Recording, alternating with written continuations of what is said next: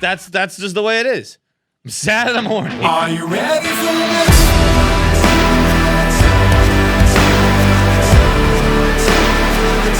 Are you ready for this?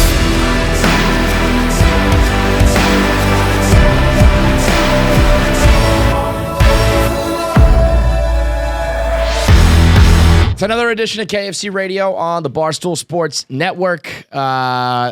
The dust has settled on the debate, and I feel like we've been bracing for how like shitty it's gonna be, or how shitty it has been leading up to the debate with to the election, with just like, you know, politics talk and shit like that.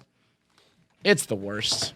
It's just the worst. The debate was terrible. The reaction has been like if you can't just be like, yeah, that debate sucked and this was like shitty. Like people who are still trying to argue that their guy won or the other guy lost, or just put out this 1 Minute Man video. It's like I was just making fun of the whole thing, just being like, this was a shit show. Trump's talking about fucking Proud Boys. Joe Biden's acting like the Big Lebowski man, you know, just like fuck all this. And everyone is, you know, well, you liberal this and you fucking white guilt that. It's like, you can't even just say like this whole thing sucked, you know? I can't believe anyone watched that 3-run yak job here on the Cubs. I can't believe anyone watched that. It was, I like it. If you watched that debate last night, have more respect for your mental health. No, see, I disagree. I feel like, well, I mean, yeah, it's not good for your mental health, but stop being a fucking pussy. I feel like that was. It wasn't. I don't want to say it was entertaining. It depends on how you watched it. I think if you watched it, the people I'm making fun of the most today are the people who are so deep into politics that they were still trying to actually like analyze last night. That's insane. It's but even like the people who watch it for entertainment, I don't find it entertaining. Yeah, I don't but find I do. See, I found entertaining. looking at those two guys, just they look disgusting. You could like smell them through the TV. These aren't entertaining things you're describing. It is though. It's not like it's not grotesque nice. People yelling over each other. That I mean, it's like the same reason like I don't really listen to sports talk. I don't really like reality TV. Like it's but just that's what I fucking mean. Most people idiot think that's assholes entertaining. yelling at each other, which is we are right now. Mm-hmm. But it's just like, to me, it's just not an appealing thing. I don't have any questions about who I'm going to vote for. I'm not going into it being like, well, I wonder, let's see who makes more prescient points here. It's just like, you know, I know who I'm going to vote for. I don't need to fucking watch this dog and pony show. That's what I found most interesting. People saying that, and it's true, but I think that's the problem.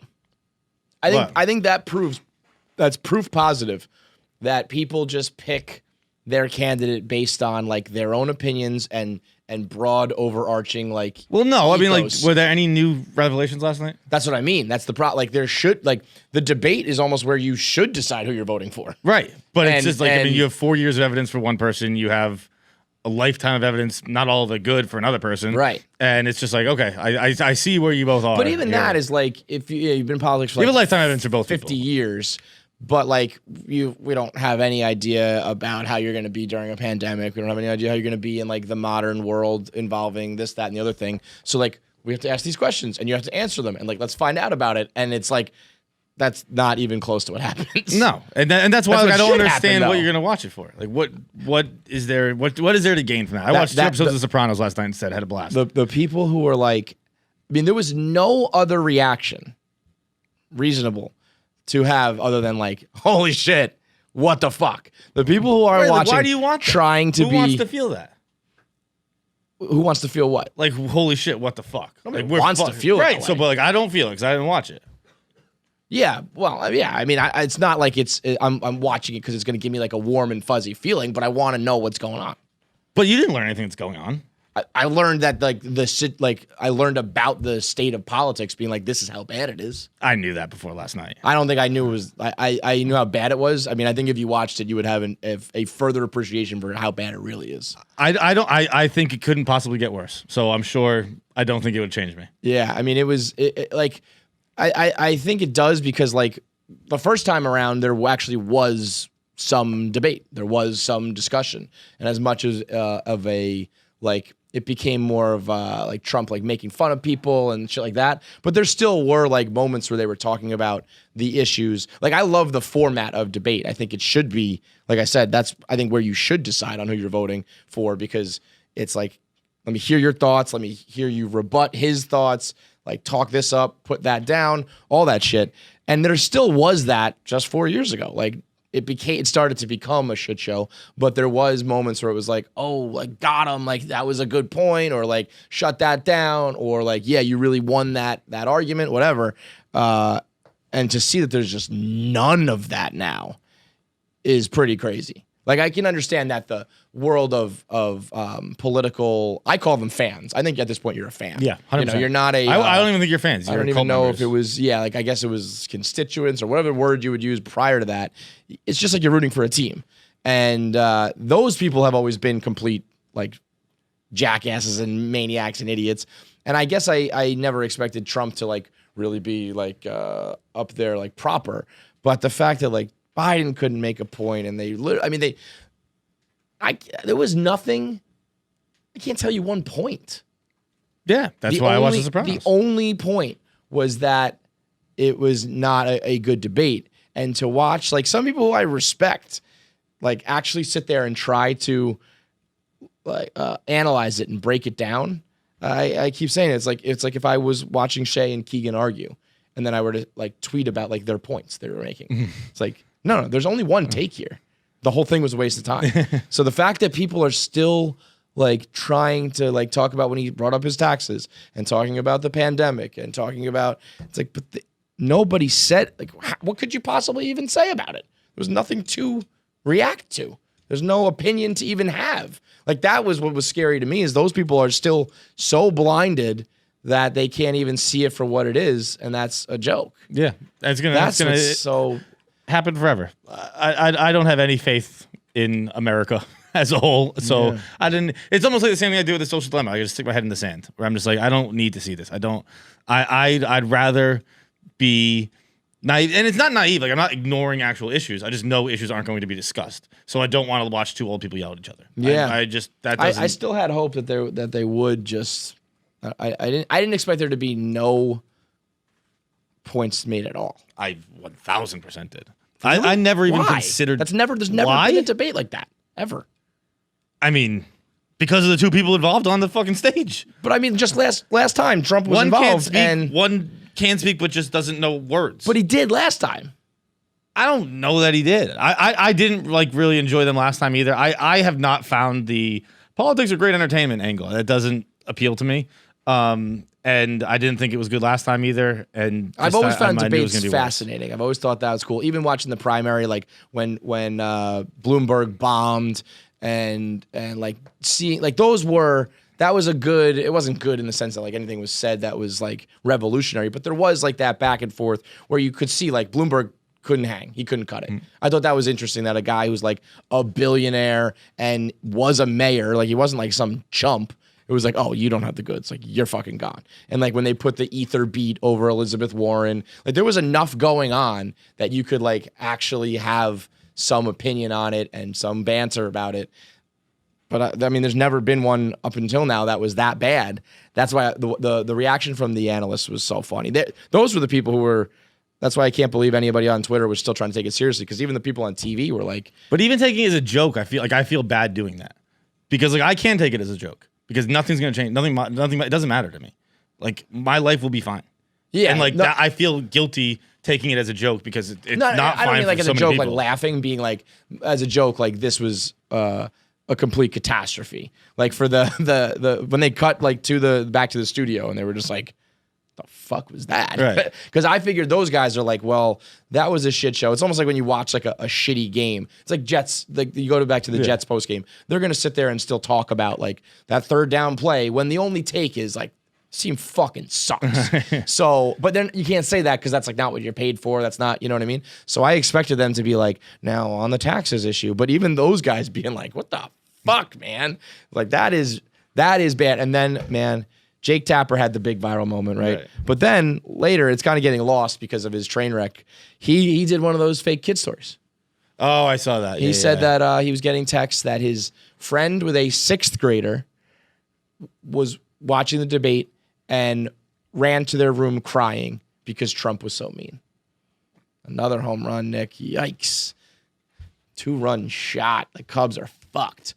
And then Van Jones said that he was getting texts about a kid who said, Mom, do we need to buy guns to be safe? I'm like, these things are not happening. I mean, that's insane. I don't understand why people keep doing that. I think what's happening too, that's making it to the mainstream. That's like, we've known that fake story. We just did the episode on a fake story that is now turned into a meme and a trope and a joke. But like the talking heads on TV, I think, are just getting there. So they're probably like, oh, this is good. Like, this is like, whether this is true or not, this is good. This is going to hit.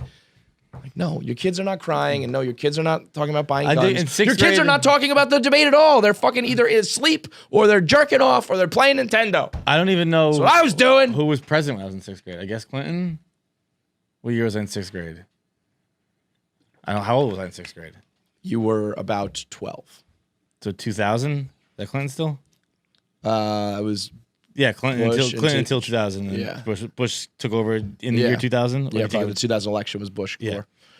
So it was probably Clinton. And I don't know. I have no idea what happened. I mean, I certainly wasn't watching the debates. I knew about the impeachment. I knew about the blowjob, but I you didn't- weren't watching the debates. No, I sure as hell You know? wasn't. No.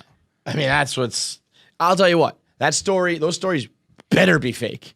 Because if you're watching the debate with your It honestly 12-year-old, wouldn't surprise me if it isn't. you're a fucking jerk. If like parents nowadays are like making their kids sit down and watch it, because again, it's become such a team-oriented fanatic type deal. Yeah, it's where like, here's what we believe, son. Sit down and watch these it. These are our guys. Like you're sitting down for a fucking Pats game. Yeah, that is gross, man. The whole thing is fucking gross, literally gross. I mean, I think Trump had like his getting tanner as it went on. I think he had like a self probably got tanner spray that was tan like right beforehand. coming out. That's what you know? happens. Yeah, so You it was get like a spray time tan, release. It gets darker. It's like you shower it off. He had I bet red, you got spray tan right red beforehand. ears, the tan face, the floppy hair. Biden had like George Washington teeth. He had like these dentures in. And he is like mayonnaise white, like blotchy. I was like, this is fucking gross. Can't you get me some fucking Trudeau type of cat? Give me some good looking guy. I know, that's or like one of the a things- stylish woman or somebody who's like, We've talked about it in America. You know? It's like the only fucking country where like the leaders of the nation are geriatrics. Everywhere else, it's like fucking Trudeau, Marcon, or Marcon, whatever, Marcon. Fucking what's her name? Is not Merkel's not that old. Fucking Putin's not that like. Everyone is like. Oh, that was a good line. Everyone can rip a couple push-ups, which I know like was the like. Biden and Trump had talked about that. Who can do more push-ups? It's fucking Biden. Trump plays a hippopotamus. And like everyone is just an able-bodied human being, except for here. Everyone's fucking 100 years old. At one point he called him Putin's puppy. And I was like, there you go. All right, you guys are cooking with something. Like the one side, the left just never has any good jokes or nicknames or anything. I was like, Putin's puppy, I would run with that one. If I was like your publicist or whatever, I'd be like, hammer that one home. But I think they said like they're probably not even going to do it again. No, Like- Biden's people said they will. Biden's Yeah, people said they but will. I don't know if I guess that's you put the ball in his court and Right. like he can't say no to it.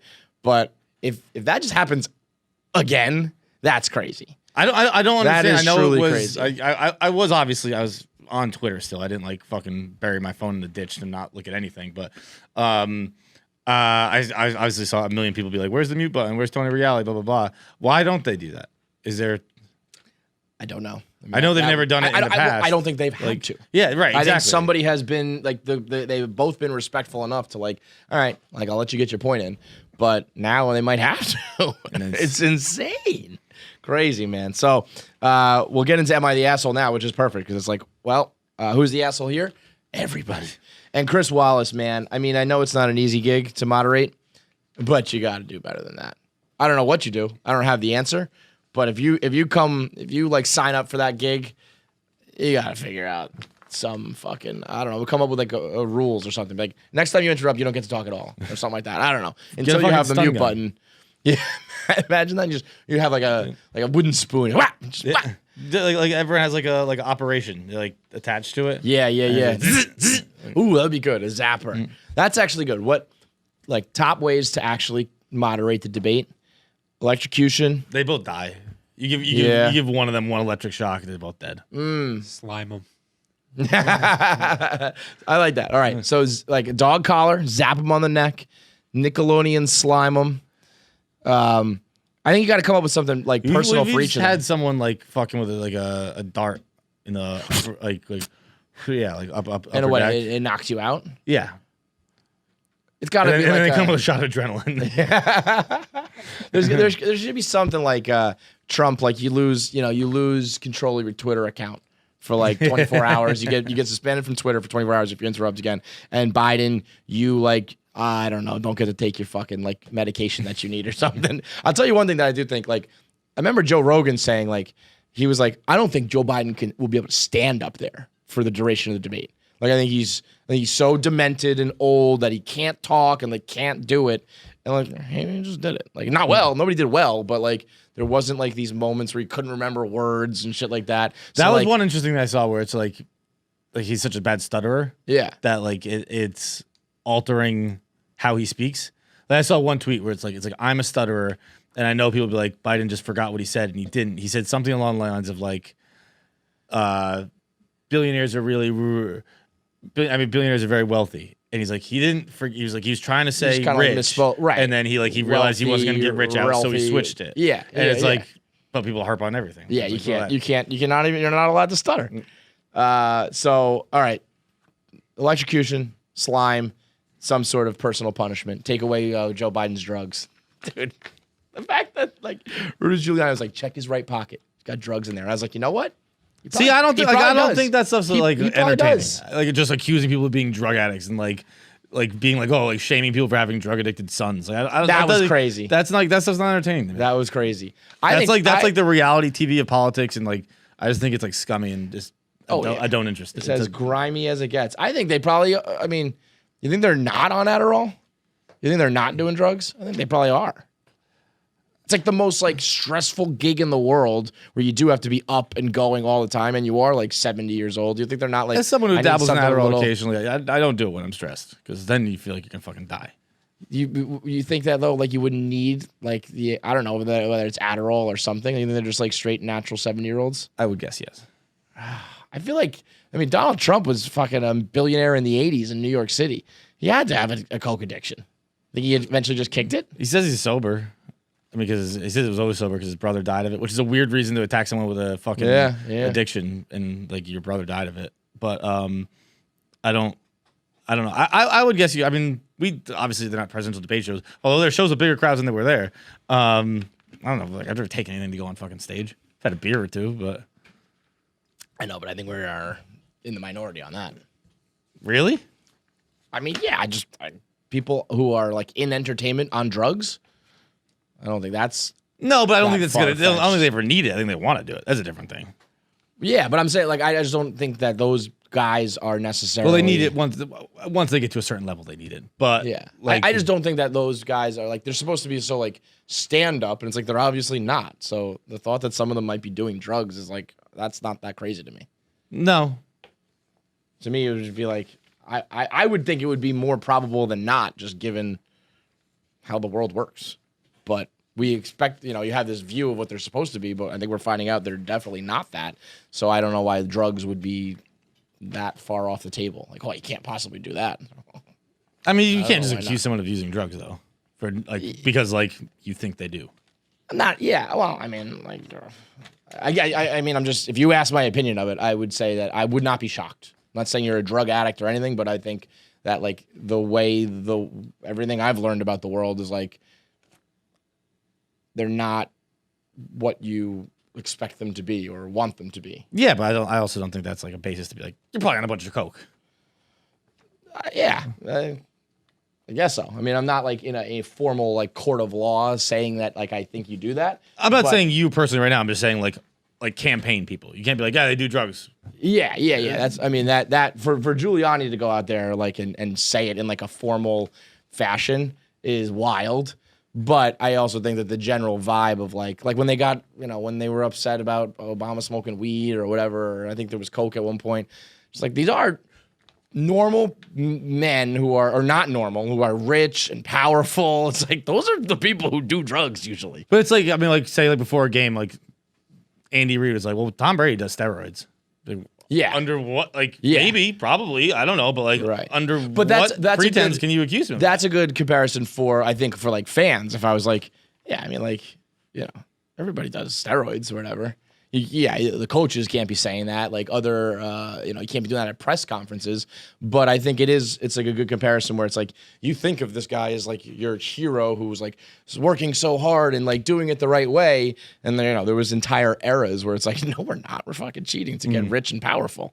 And these are the guys who, as you learn more and more, it's like the Clintons of the world and the Prince Andrews of the world. It's like, yeah, these guys are not like clean.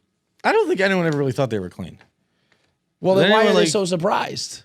I mean, like there's a level of cleanliness, but like I don't think anyone was like, oh, leaders are excellent people, rich people are great people. Yeah, but then why does it like? Do the Reds have 11 hits and no runs? Jesus, But then when it comes to drugs, it seems to be like it's some line that they don't expect them to cross. I mean, I think it's a difference. I don't know.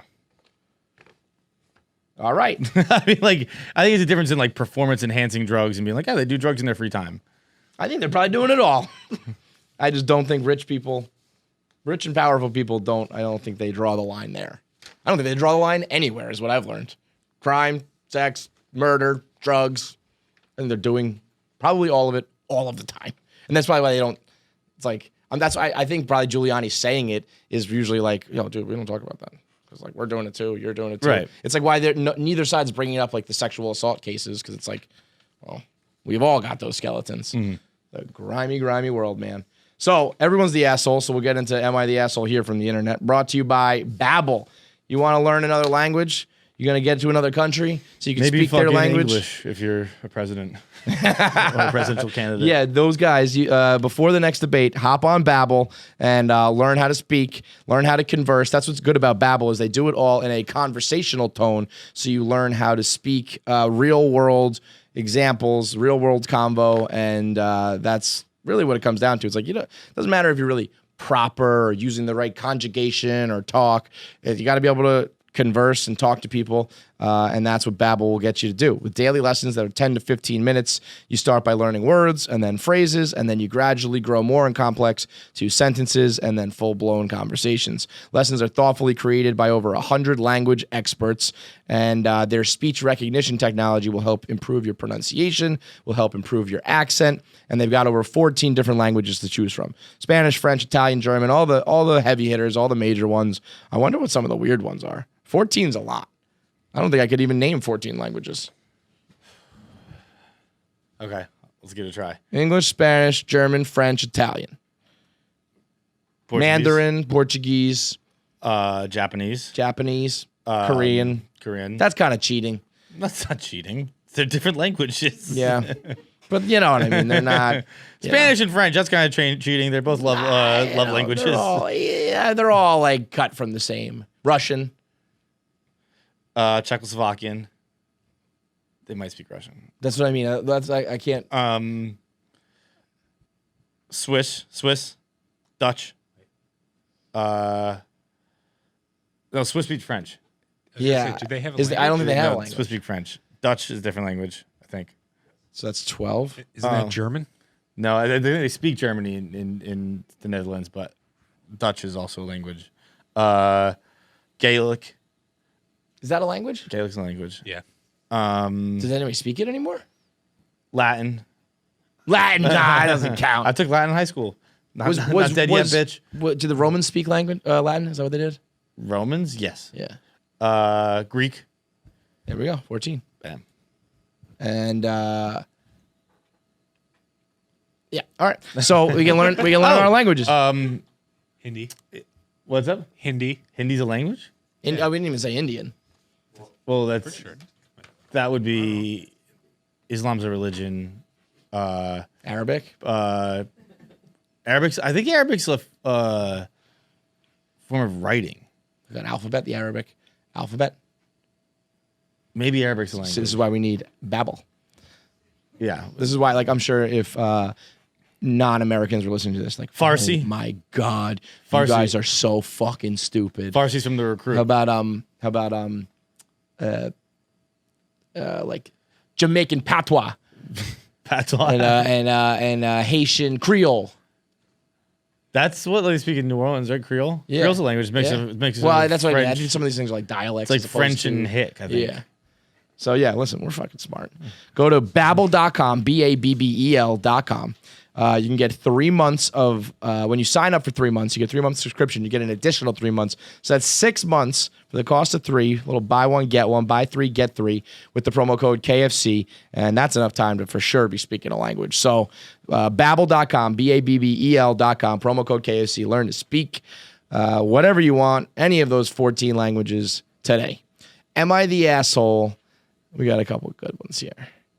A couple patently ridiculous ones. We'll start off with, am I the asshole for telling my coworker to fuck off for showing me Waluigi porn?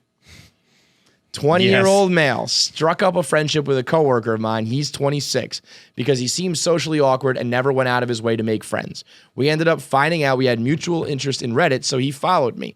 I like to shitpost when I'm bored, and one day when I was bored, I decided to shitpost. Yeah. Shitpost is so weird. On an unpopular opinion Funny, sub, but just a weird phrase. that Waluigi is sexy as hell.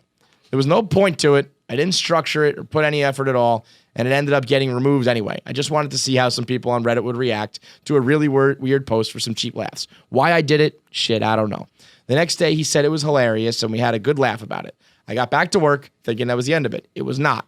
He started making sexual comments about Waluigi at the weirdest times possible, like when customers were nearby, managers were nearby, or I was just trying to focus on my job. One time I ran into him while stocking shelves and asked what he was doing, and he said, good, but it would be... He said, good, but I'd be better if Waluigi were railing my asshole right now while customers were standing 10 feet away.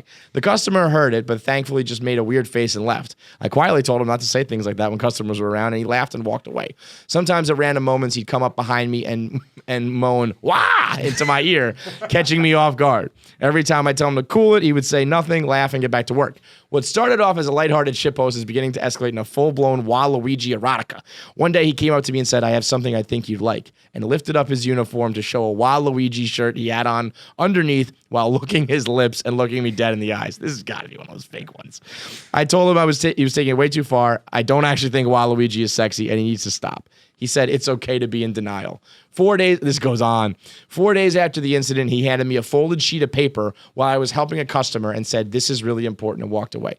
I finished helping the customer open up the paper. It was a drawing he made of Waluigi getting doggy-styled by Bowser, who, for some reason, had a dick bigger than his entire body. He put effort into this. I told him to fuck off and stop being so creepy. He stormed off, and a few minutes later, his sister, who also works at the grocery store, came up to me and cussed me out, claiming I was a horrible person. I explained the entire situation, and she said that he has special needs. The plot thickens. I said having special needs isn't an excuse to be creepy. She called me ableist and stormed off. Now, there is a... I'll see if I can open the link, because apparently we do have the picture of the Waluigi porn. See that thing. So...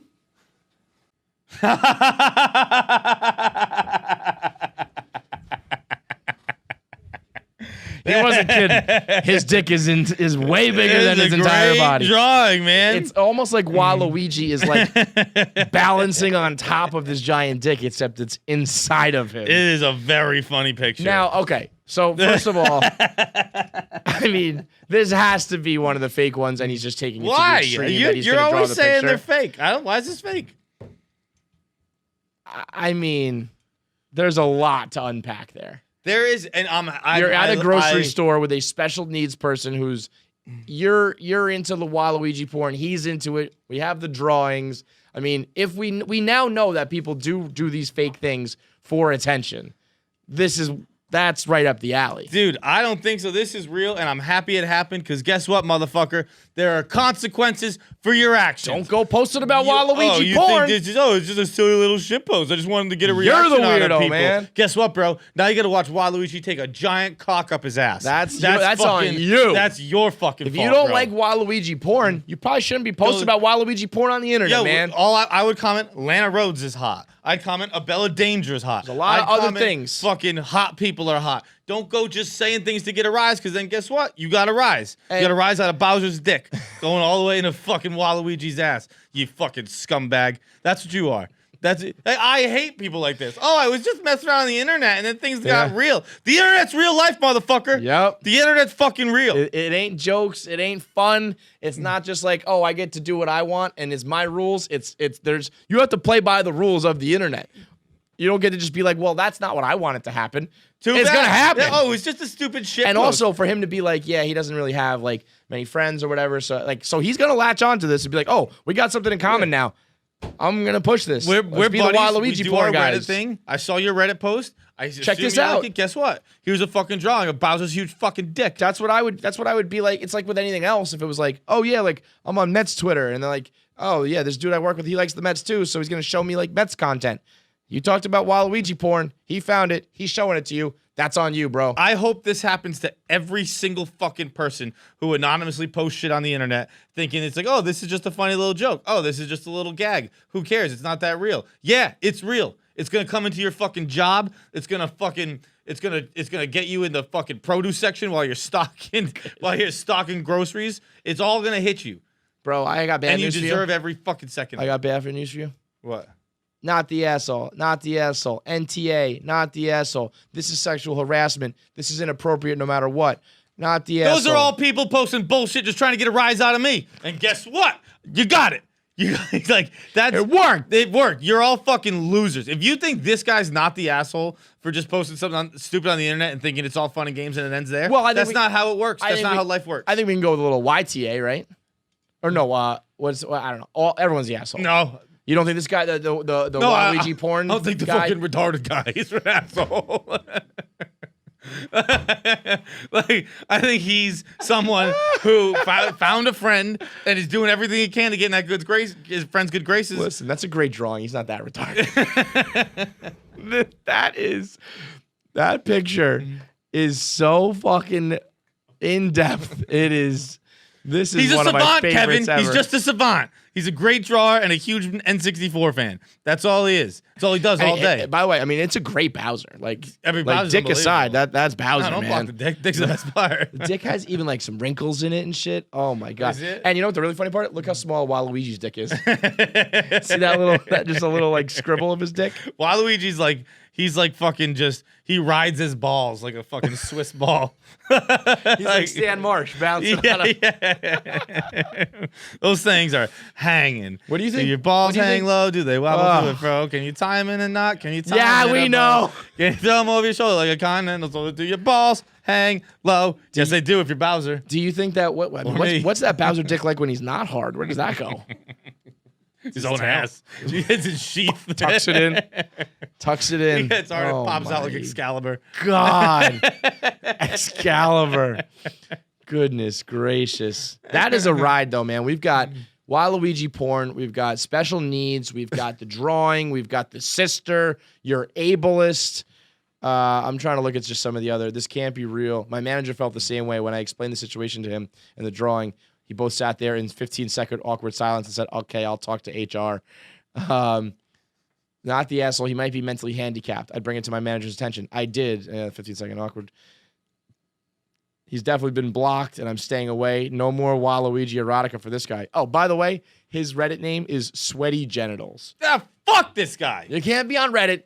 The name's Sweaty Genitals, talking about Waluigi porn, and then be surprised when you get caught up with some weird shit. You're a fucking loser, bro. Yeah, big You're an time. absolute loser. Yep. If that's your fucking what Reddit name or whatever, and you like you shit post like, oh, just trying to have a little fun. You're a fucking like straight up. I'm not even trying to be funny right now. You're a fucking an asshole. loser. Yep. Like you're an absolute loser who has no joy in life, nothing to go home to, nothing that makes him happy other than being fucking weird on the internet. And guess Which, what? by the way, no, like you can do that and be happy. Like, go ahead, go live the Waluigi porn Yeah, life, but then you don't get to be like up in arms about it when someone is engaging in Waluigi porn talk with you. The whatever's come home to roost. Yeah, the Waluigi porn is Waluigi's come home to roost.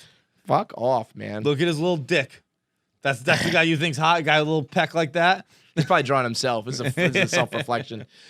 Am I the asshole for needing 100% silence? So many of you, as many of you have been doing in these times, I'm currently working from home. I have a wife and 2 toddlers. I need silence to work. I don't have a home office. We're in a smallish apartment. It's been slowly pissing me off because I'm working hours and I hear noises such as my wife talking, watching TV, kids playing from the other room. I've been very patient with them, telling that I need 100% silence to focus. But even if they are trying to be quiet, I still hear some noises. Walking around, making food, cleaning. I got fed up with it and told my wife, I'm the one working in this family and paying for everything. The least she can do is give me peace and quiet where I do my job. My wife is a stay-at-home mom and it's her job to be silent and shut the kids up. If I don't have complete silence, I cannot work and therefore could lose my job. My wife, on the other hand, doesn't appreciate any of it. When I wasn't working from home, she would ask me to do chores after work and take care of the kids. When I am obviously very tired, needing to wind down and relax for the night. Then when I'm off on the weekend, I'm still expected to help out. I would remind her that it's her job to be a stay-at-home mom, but she refuses to listen to me because, quote, it's my kids and my home too. It hurts that she doesn't appreciate how hard I work or my feelings. I do my part by supporting this family financially. If it wasn't for me, we wouldn't have a roof over our head or food to eat. But despite my voicing my feelings, she does not. She only has the nerve to disturb my work, but also expects more of me afterwards. My wife is angry at me and refuses to back down. The worst part, she claimed that I don't appreciate her. Honestly, am I the asshole? I work very hard and I feel like I deserve to have my feelings considered. I mean, you're definitively the asshole. How could you possibly? You just said write your this? wife's job is to stay quiet and keep the kids quiet. I mean, bro. Like, yeah, bro. Unless you're the asshole. Unless you are writing this in like 19 fucking. And you're still the asshole. It's just a culturally accepted asshole. Yeah, yeah. I mean, that is. And here's the deal too. Insanity. You're not wrong. Like I also need 100% silence. You just find a way to get through For someone like, I mean, I can understand if people are like he said, walking around and cleaning. Would that bother you? Here's if someone his was problem. like cleaning a table? I could like vacuuming one thing, yeah, but like I probably wouldn't hear that. Like if I heard like it, a it would TV bother in the me. other room. It would bother me. That's why Really? you gotta tell them to have a party. Because I can drown myself in lots of noise. Can't have a little bit of It's noise. when there's a little bit of noise is when it really gets me. That's like when you're trying to sleep at night and there's like a single cricket. Yeah. I could sleep through like, fucking traffic on 3rd Avenue, Right. but if there's like one single noise that you zero in on, Then you're you're fucked. fucking crazy. It's you gotta have just a party. Be like, yeah, have all the kids over, whatever. I'll just fucking Let it rip. I'll submerse myself. I mean, this guy just hates his wife and kids. That's really what the 100%. problem is. 100%. I don't know what's about the noise. It's about who's making the noise, and you clearly don't like these people. It's We get that around here though. Like there, like certain people feel like they need like complete silence to blog, and it's like that's not gonna happen here, bro. not getting it. You're at the wrong fucking company, man. Either stay at home or like adapt because silence is hard to come by. I got very lucky. It's silence doesn't bother me when I'm working. Actually, I don't. But all right, so this guy's back in the office. Like, there's not silence in an office. No, you've got printers going. You Yeah. got fucking people talking. It's Phones ringing. There's no silence anywhere in the fucking Unless world. you have, like, except your one of own those fucking office. silent rooms that you can only sit in for like 30 seconds because they make you, you like, go lose your crazy. mind? Yeah, Yeah, 'cause yeah. it's dead silent. Right. Have you guys ever been in one of those? Fuck no. No. It's fucking crazy. It's just like a soundproof room, kind of like a. Yeah, it's padded on every single wall, and like when they shut the door, you notice it. Like you could start hearing your heartbeat and shit. It's Really? it's wild. I was only in one for That would freak me like a out. minute or so, but it was enough to be like. So this is you're fucking in there weird. alone and the door closes? No, I was in with people. It was on a I wouldn't trust that people would let me out of those yeah, things. it was on a tour You know? of Columbia College, and like Why do they have it? it's for music recording and shit. Yeah, like well, that's what I was that. gonna say. It feels like you're in the booth for like music and you need total silence. But like, if someone was ever like, "Yo, you want to like check it out and see what it feels like?" I don't think I would do it because I'd be like, "What if you just decide to play a prank on me and not let me out?" Yeah, That would freak me the fuck out. we used to do that all the time. And like when I like worked in the back of a kitchen and just lock each other in That's what I freezers. mean. Yeah, that's what I mean. It's like, yeah, man, we'll let you out. Nah, no, we won't. Even if it's like for an extra minute. But I'd go crazy. just be any fucking adult and just yell at walls. Like when you're done, like you just I don't yell, I just growl at walls. What? Like I just be like I just go into a corner and I'm like Yeah, that's what the adults do. Yeah, be an adult and growl at the wall. give yourself a timeout and you just go and you don't do that? I absolutely do not do that. I just go and I just kind of stare at like I a part never on the wall. I never have any of my anger really manifest by myself. I'm not gonna punch a wall. I'm not gonna throw my phone. I'm not gonna scream into a pillow. I'm not gonna growl at a wall. Oh, I do that, and I get Maybe I should because I just keep it all inside. If I'm in an argument with a person, I will yell and fight and stuff. But if I'm by myself, I will just sit there and be like, "This sucks. This sucks. This is a fucking nightmare." But I'm not gonna like do anything. Oh outwardly. no, do it outward. You probably should. I probably should hit things. get it out. Hit walls. Yeah. You do that, just fucking, or you get a jump rope and you just go and you fucking hit shit with it. Which And I mean, we know John's been doing cross ropes, so we know this has happened like yesterday. you do it until it fucking recoils and hits you, and then you feel like an idiot, and, Yeah, and you yeah. come down. You're like, that was ridiculous. You need something to like shock you out of it. Like, oh, the phone's broken. Dude, I've been hit my fucking knuckles are eye. bleeding. I'm like, Oh, that's stupid. Jesus Christ. Like any adult would. Yeah, Like like, all the adults Throw a do. temper tantrum like a fucking adult, bro. All right, last one. I love this one. This one hits home. Am I the asshole for not wanting to scratch him as long as he wants? Let me first say I love my husband. Like anyone else in a relationship, there's always a few tweaks that one significant other wants the other one to make. My tweak I want him to make is odd, to say the least. When my husband was growing up, his mother would always scratch his arm, his leg, his back. Now that he's married, he constantly wants me to scratch him. And it's where his branch and berries. And it's where his branch and berries always. I mean, always. Yesterday, it was the very first thing when I woke up. He took off his pants and lifted his balls and said, "Scratch here." What? I don't want to do crap within the first 20 minutes of waking up at least.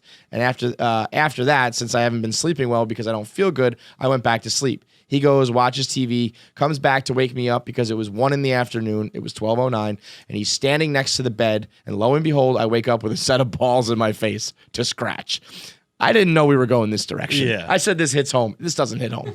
After that session, I get up, do crap around the house, and sit on the couch next to him. And I'll be damned, and I don't be damned if he doesn't stick his leg out to scratch his leg and feet. Again, for a long ass time. Next, he gets up, and I know exactly what he's doing. Getting his pillow and blanket, you guessed it, scratch his balls. This time, 47 minutes of him pulling up a ball to scratch here, move a leg out there, and at this point, I'm ready to tear his balls out. Throughout the day, after the last one, he did this 6 more times. So, you asshole. Do not.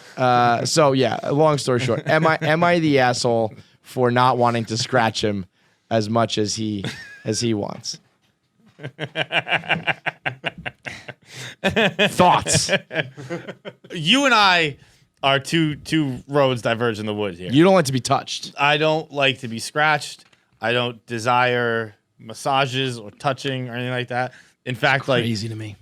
I have the same amount of patience for getting scratched as I have for giving scratched. It's about 3 scratches. Oh, the And then worst. after that, it's like, let's just fucking do our own thing for a second. We Here. would never work. And it makes no fucking. I get that a lot where it's like, why'd you stop? Like, I don't know. I did 3. I acknowledge what you wanted to do. That's even worse. I'd rather you not, because once you start, I'm like, how long is this gonna last? Is it gonna last? Oh, never mind. Like you got my hopes up. You're a cock tease. You're a scratch tease. I'm a big scratch tease. I don't understand the appeal of it. I don't want it. I don't give it. It's not. It feels good. It doesn't feel good. Well, I mean, It yeah. feels- If you don't have, you must not have like nerves in your body or something. That if you don't, it's I mean, like, I get guess itchy. I just go like this. It's not an itch. Okay, You're not we're good. scratching me because I'm itchy. It's not like I have an itchy back. I don't like. I didn't grow up with a ton of touching, so I don't like touching now. Like, Right, there right. weren't massages. There weren't fucking head rubs and Yeah, back that's rubs all I need in and this shit. world, man. I've said it 1,000 times. I don't need that. I don't need the sex. I don't need anything else. You scratch my head. You rub my back. I will give you the fucking world, man. That's all I need. You fucking leave a good leave room between us on the couch for the Holy Ghost, and we'll be all good. That's all I need. I need space for the Holy Ghost. If I can come home every night, I can just like lay my head in your lap. You'll scratch my head, like run your fingers through my hair. No. That is, I mean, I think I would love to. I wish there was a way to like quantify it or to like. I think if you could feel what I felt, or if I could like get the girl to feel what I'm feeling when you do it to me, you would understand. I guess. I mean, I don't doubt that it feels good for people. It just doesn't. For me. Like I'm like I'm not, like, befuddled. I'm not like, oh my getting God, like how does someone actually goosebumps, think and I'm this like, is good? oh my God, that feels amazing. It's like the only thing that I could ever ask for. I'm a vessel on this earth for giving pleasure. I don't want to receive it. But you don't scratch. I don't. I mean, like that's just because I just don't get it. Like it's. I feel too awkward when someone's giving me pleasure. It doesn't. I get in my own head. Even like at the fucking hair salon when they're like massaging your head. I'm like, just fucking shampoo. I don't need this because like this is. That's awkward. the best of all when they're like getting in your temples. They get underneath. No. They get the back. Oh, I'm getting uncomfortable just talking about it. My it's like, God. just give it a scratch. But if you're a vessel on this earth to give Not a scratch, pleasure a shampoo. and someone's like, I want you to scratch or rub my head, you're just I not think gonna because do I it? can't comprehend how that feels good, so therefore I can't get like. I it. understand how like vagina stuff makes you feel good. I can You do do? that. I can do that. You all understand fucking how day. that works more than getting a head rub? Yep, 100%. Yeah, why? What's your clit feel like? Why? That's insane. I got a big clit. To understand. You got a medium-sized clit. Well, as far as clits go, it's a big clit. Yeah. God damn it. This is this is weird. I think exaggerated or whatever. Like the balls thing is strange, but I do think that there is a problem. If you run into a relationship problem that's like the scratcher and the scratchy, I think it can be like we're gonna break up. Like if you always expect scratches and you want someone to do it and they're not gonna rub your head enough, they get like annoyed by it. You are like, why won't you do this for me? If you're not on the same page, and usually there's like a scratcher and a scratchy. Usually it's like when it works is when a girl or a guy is like, oh, I actually like doing it. Like it soothes me to like run my fingers through your hair. And it's like, oh, good. It soothes me to have your fingers run through my hair. Doesn't it So all? we're good. Like you have to match up. It's like when you find someone, I eat the drumsticks, you eat the flats, like we're good, Right now, Shay and Keegan, Shay likes the marshmallows, Lucky Charms. Keegan likes the oats. I don't know why. It's fucking crazy. She finishes all the I'm a Keegan guy. All the marshmallows. I just shoot the bowl over to Marshmallows hurts my Keegan. teeth. He eats the oats. I'm like, that was perfect. One bowl, 2 kids, we're all good. So if you can find someone on the same level of you want to give the scratch, I want to receive the scratch. To me, if I find that, I'll be married again as soon as I can. Done. That's all I need in this world. I don't need the sex. I don't need the what's it called? Love language. Love language. My love language is the one for just fucking scratching. Let's find out Let's find our love language. It's probably physical touch, but I don't mean it. Like everyone takes that to mean sex. I don't want the sex. Stay away from my dick. Actually, it's weird to want you to scratch my balls. I want you to scratch my head, scratch my back. Done. Maybe give me a little hand rub, a little forearm rub. Okay, words of affirmation, Nope. acts of service, yup. Receiving gifts, quality time, physical touch. I'm acts of service. Say it again. We'll go one by one. Say the first one. Words of affirmation. I kind of might need that because I get so many words of. What's the opposite of affirmation? De-affirmation. I see. I think all words of affirmation are a lie, so I just don't. It doesn't faze me. Yeah, I definitely don't need you to like praise me and You're, hype me you're up. the best. You're great. Yeah, I don't No, need that. I'm not. But I probably need like people to you remind can- me. I love you. No, you don't. You know what the number one thing you can tell someone is? I like you. Yeah, I like you. Like, yeah, love is fucking, it's like, yeah, you love your aunt too. I don't give a shit. Do you like me? You want to hang out with me? Do you like being around me? That's the most important thing there is. I don't. Words of affirmation do nothing because I probably need somebody to remind me you're not a piece of shit or like whatever the internet's saying about you constantly. Yeah, just a nice reminder you're not that. What's the next one? acts of service. That one. Is I like is this because- like scratch? No, I think acts of service is like just doing something I need done. Where you it's want like- an assistant. I bro. was just saying assistant. You need a secretary. like just something I don't want to do. Can you do that for me? That's what I think of an active service. Maybe I might be having the wrong interpretation No, of it. yeah, I mean, I would. It's an act. I mean, it's literally an active service. I would like can you really make this like phone call for me. I would really like if you do the laundry. That would be great. Yeah, so I guess I'm in on that. Yeah. I don't need it, but that would help. Yeah, that would be a bonus. And that's my only one. Receiving gifts, no, Definitely that makes not me that. feel bad. Definitely don't need that. Receiving gifts is like it's the same thing where it just makes me feel awkward. Like I don't. I have to pretend I love this thing because No. you got it for me. No, Definitely thank don't need you. Quality time. I'm not against quality time, but I'm fine. I've always been pro long distance relationship, so quality time isn't a necessary thing for me either. I feel like quality time also implies too, like you're going out on a date or you're planning something grand. You're going away on trips. See, I think or quality does time it is mean just just on like the sitting on the couch? Then Yeah. I don't need it, but that's what I want. I want that over like what I just described. Like I don't need to go away. I don't need See, to I'm the be. opposite. I prefer to have extravagant time. No, yeah, I don't need that. I don't want, you don't have to like take me to the fancy club or bar or restaurant or whatever. I could just chill on the couch with you. I'm good. Finally, physical touch. Yeah, need that. No, don't need that either. Yeah, I could physical definitely be fine with an assistant. Yeah, you are an asexual like businessman. That's all you are. No, I need the physical touch and the. If only I was a sociopath, I'd probably be a CEO.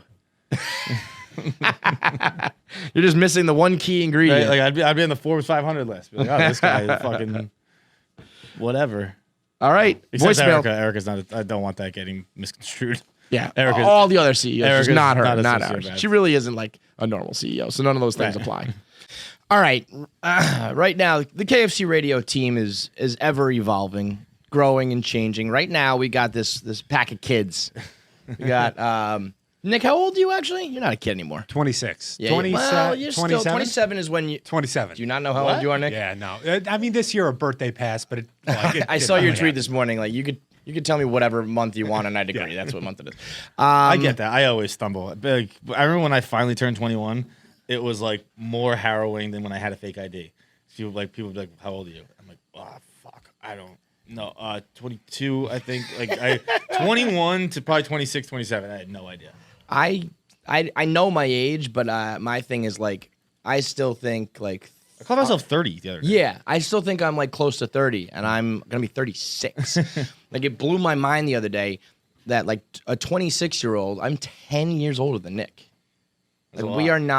are not the same. We are not in the same age bracket here. That fucks me up. So I do know my age, like unlike these idiots, but I'm like my point of reference is all fucked up. But my point being that we got Nick, who I think 26 is still mid 20s. I think 27 and up is late 20s. So you're still kind of a kid. And now we got intern Jackie. She's here for the week, and we got Zach, who's working on TikTok and social media. You're probably what 22, 23. Mm-hmm.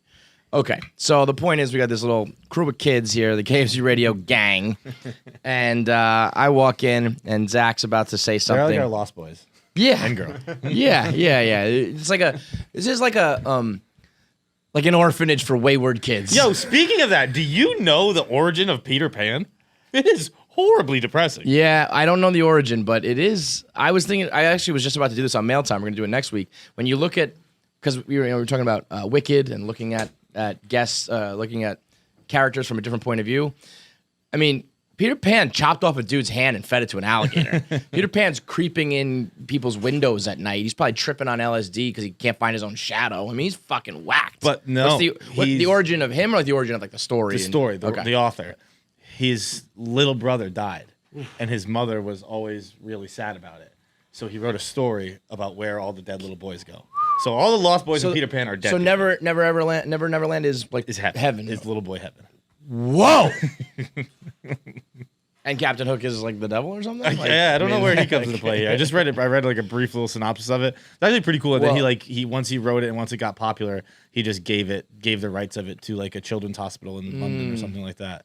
I And read that's a why, little everyone like can make whatever story they want about it. I read a little fan fiction that it's not that the kids never age, it's that if they get old, he kills them. so like the Lost Boys, like no one's over the age of 12. It's like because when you hit 13, Peter murders you. So yeah, like Zach is our Peter Pan, I guess, in our little orphanage for I wayward think we're souls. Peter Pan in this. Yeah. Right. No. Right. Yeah. You're a Peter Pan. I've said that forever. You're a Peter Pan. I was Peter Pan I'm fucking for Wendy. many I guess. years. Yeah. And Zach, Nikki, Zach, Nick, and Jackie are our Lost Boys and girl, the wayward souls. Fucking. So Zach was about to say something, and Nick was like, "Hang on, press record." So Papa, grab a mic, Zach. Come on over. Yeah, move over to that mic right there. And if there's one over here too, if you want to get involved, Jackie. What is happening? I'm almost nervous. Is what's about to happen here. So, previous to this, we were listening to voicemails, Okay. and I happened to mention to Nick, I called in with one voicemail ever, Oh or me boy. and my friends, I should say. Oh boy. And it was us just sitting around in my friend's basement at the time when I was in high school. So As these things it tend was to a few happen. years ago. Yeah. And we saw a stat about how many murderers you come by and everything. Mm-hmm. And so the question we ended up calling in with, what is there more of in the world? porn stars or murderers. That's you. That You was, are That's porn a stars and murderers? legendary question, Bro, bro. that is you. one of our go-tos for ATI. Yeah, for I like know. the first That's 10 what- episodes, we always ask that. That's what it was like, a Bella Danger or something. I was like, you guys have to watch this. Like, that's awesome. That's fucking Clap it up. Thank you. Clap it up. We need more of that. Zach, That's I one can't of my believe you didn't- all-time favorite questions on ATI. have Oh, you yeah. ever told me that and I just like didn't like you should have No, told me that. it honestly just slipped my mind. It just, Wow. yeah, when it comes up in like ATIs, I'm still surprised. Well, you know what's Yeah. so funny is whenever we're talking about those questions, because people ask us a lot when we get the guests, like where do these questions come from? And I say, 90% of them are user submitted.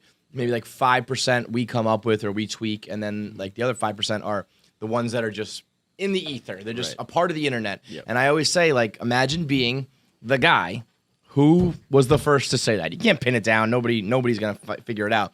But there's one dude out there who was like, fucking probably tripping and was like, what about a horse-sized duck and a duck-sized horse? And he's walking around going like, that was me. I Right. was the first one to put that out there. Not that, porn stars and murder is not on that level, but for us it is. Yeah. That's one of our Hall Were of you guys Famers. sober and for you're this? the one. No, we weren't. What was the consensus of the group when you guys were talking about? I mean, we fought a lot because it became like, as you guys know, you have to define what a porn star is. You have to define what a murderer is. And so I think what we ended up settling on was porn stars, just because there's like that stat that it's like for every one regular page is like 3,000 porn pages or whatever. Where do you fall? I forget. I go back and forth. I think that now again, defining porn star is Right. different. If we're just doing someone who's paid to have sex on camera, Well, now it's getting crazy, too. Right. That's now probably is- boomed. That's probably Well, yeah, doubled in that's- like the past year, even. I would guess, and we're not counting like soldiers that are Right, murderers. right. Yeah. But then you always talk about, People got away, people get caught. Isn't which is only that 50%. crazy? Yeah. I think like 50% of murderers. get away with I've it. heard things that are right, even yeah. worse. It's like even more so. So, is it and is it like I think if you kill someone once, you're a murderer, right?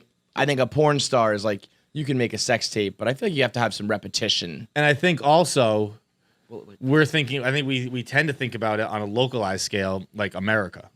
But when you open up to the question is With in the world, murderers, right? in the world, You're talking about Yeah. murders or porn stars, though? both. Yeah, because there are a lot less murder. Like there are lot. very few porn stars like in the Middle East. Yes. right. I don't know is- I don't know what the murder count over there is. I would guess it's got a little higher, just based on I would don't think know, so. racist In like stereotypes. third world countries. But I think anywhere that third world countries are a little like war stricken or whatever. genocide, Like that's a I big mean one. that is Genocide's a big Genocide's a big one. Genocide's a But big then one. it's like- that'll get your But then stats it's like, up. you know what? fewer- No, then that's it's one fewer- murderer, yeah, really. exactly. You It's know, Oh, people- true. Yeah, Yeah. there's a lot of murder. Well, no, murders. he's ordering the murders. There are people committing the True, murders. but it's still it's one person who rolls in that day with a fucking flamethrower or something in North Korea and kills 1,000 people. So it's a lot of people getting murdered, but I think the number of people actually committing it are lower than that. But yeah, I mean, you start to open up to the rest of the world and that's where I start to think about what's going on in the fucking Australian outback where no one's getting caught. You're on a hike, you murder someone. I don't you even throw know them if in I a count ditch. that as a murder. That's just What is that called then? If you murder someone in the Australian outback, cultural pastime. a hobby. Hobbies in Australia include like fucking kangaroos and murder. That's just like if you're in the bush, that's just participating in the culture. That's like fucking going to Spain and having a paella. It's the same fucking thing. Australians are gonna be like, "What the fuck, man?" That's all. That's like exactly when we talk about ATI and the app and the game show and the card game and the show. I'm always like, part of what we want to do on the app is include some sort of thing where it's almost like what's up, heads up, where you're filming your crew Right. playing, Yeah. and like that would imagine if we had that on camera, like Zach and his crew the first time they tackled this question, and I'm sure were you guys would've like been screaming at each other and did they get heated? Yeah, I mean, like at Yeah. first it was very much just like a civil argument. Then it was That's just how it like no, goes. but there's so much there's so much porn and but there's also so so many many dead people. there's so many dead people. Like Yeah. yeah, so I think in recent, within the past, it's funny. Both of them probably bumped. You know what I mean? Like, been a lot of would fucking you say, protests like- and war and murders and shit. But if I you're would going to think include, if OnlyFans, That's- if now, that's where- no, bikini pictures don't count. But if you're if fucking you're yourself fucking on OnlyFans, camera, if but if you're fucking yourself, yeah, does that count? you're a porn star. yeah, You're not a porn star. You count in this game. Well, isn't the game feel like- porn But, star? but porn star is then we're not labeling it to 100 people. Yeah, you're right. I mean, there's definitely more. But But like, what if it was This just is more amateur porn star, like a star. Then That's no, not not like how many more- stars are in the NFL. Like Asa Akira is a porn star. Yeah, How many of those are out there? Probably like under 100 Yeah. in my mind. If you're really gonna have some like, how many can you name on top of your head? That's how many porn stars there are. okay, that's I mean, for you that's like 2,000-3,000, but for the rest of Yeah, us, yeah, I could probably hit 50.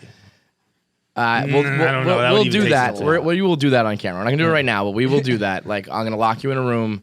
And like whoever has the longer list wins, but loses.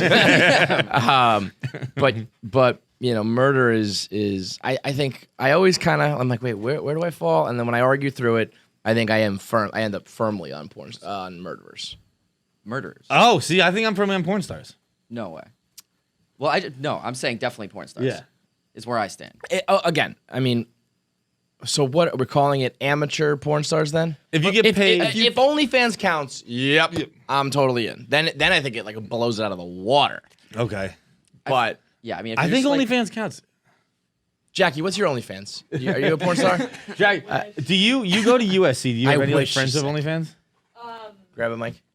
No, not that I know of. But Well, that's the thing. we've all considered. I like also my friends like listened to the like multiple times when you guys talked about porn stars. Which Well, is yeah, because we talk about it every It's better day. every Single episode. day. Yeah. and you guys are very convincing. I mean, right? It's Yeah. like, have you? I mean, But I have don't know you? anybody technically who has. Have you ever given it like some?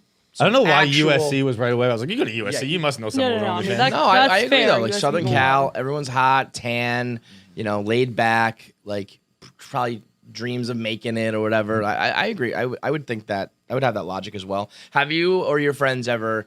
You think like give it some real consideration, or is it just like, man, he's right, that would be awesome, but like no way I'm gonna do that. I highly doubt that we actually ever would.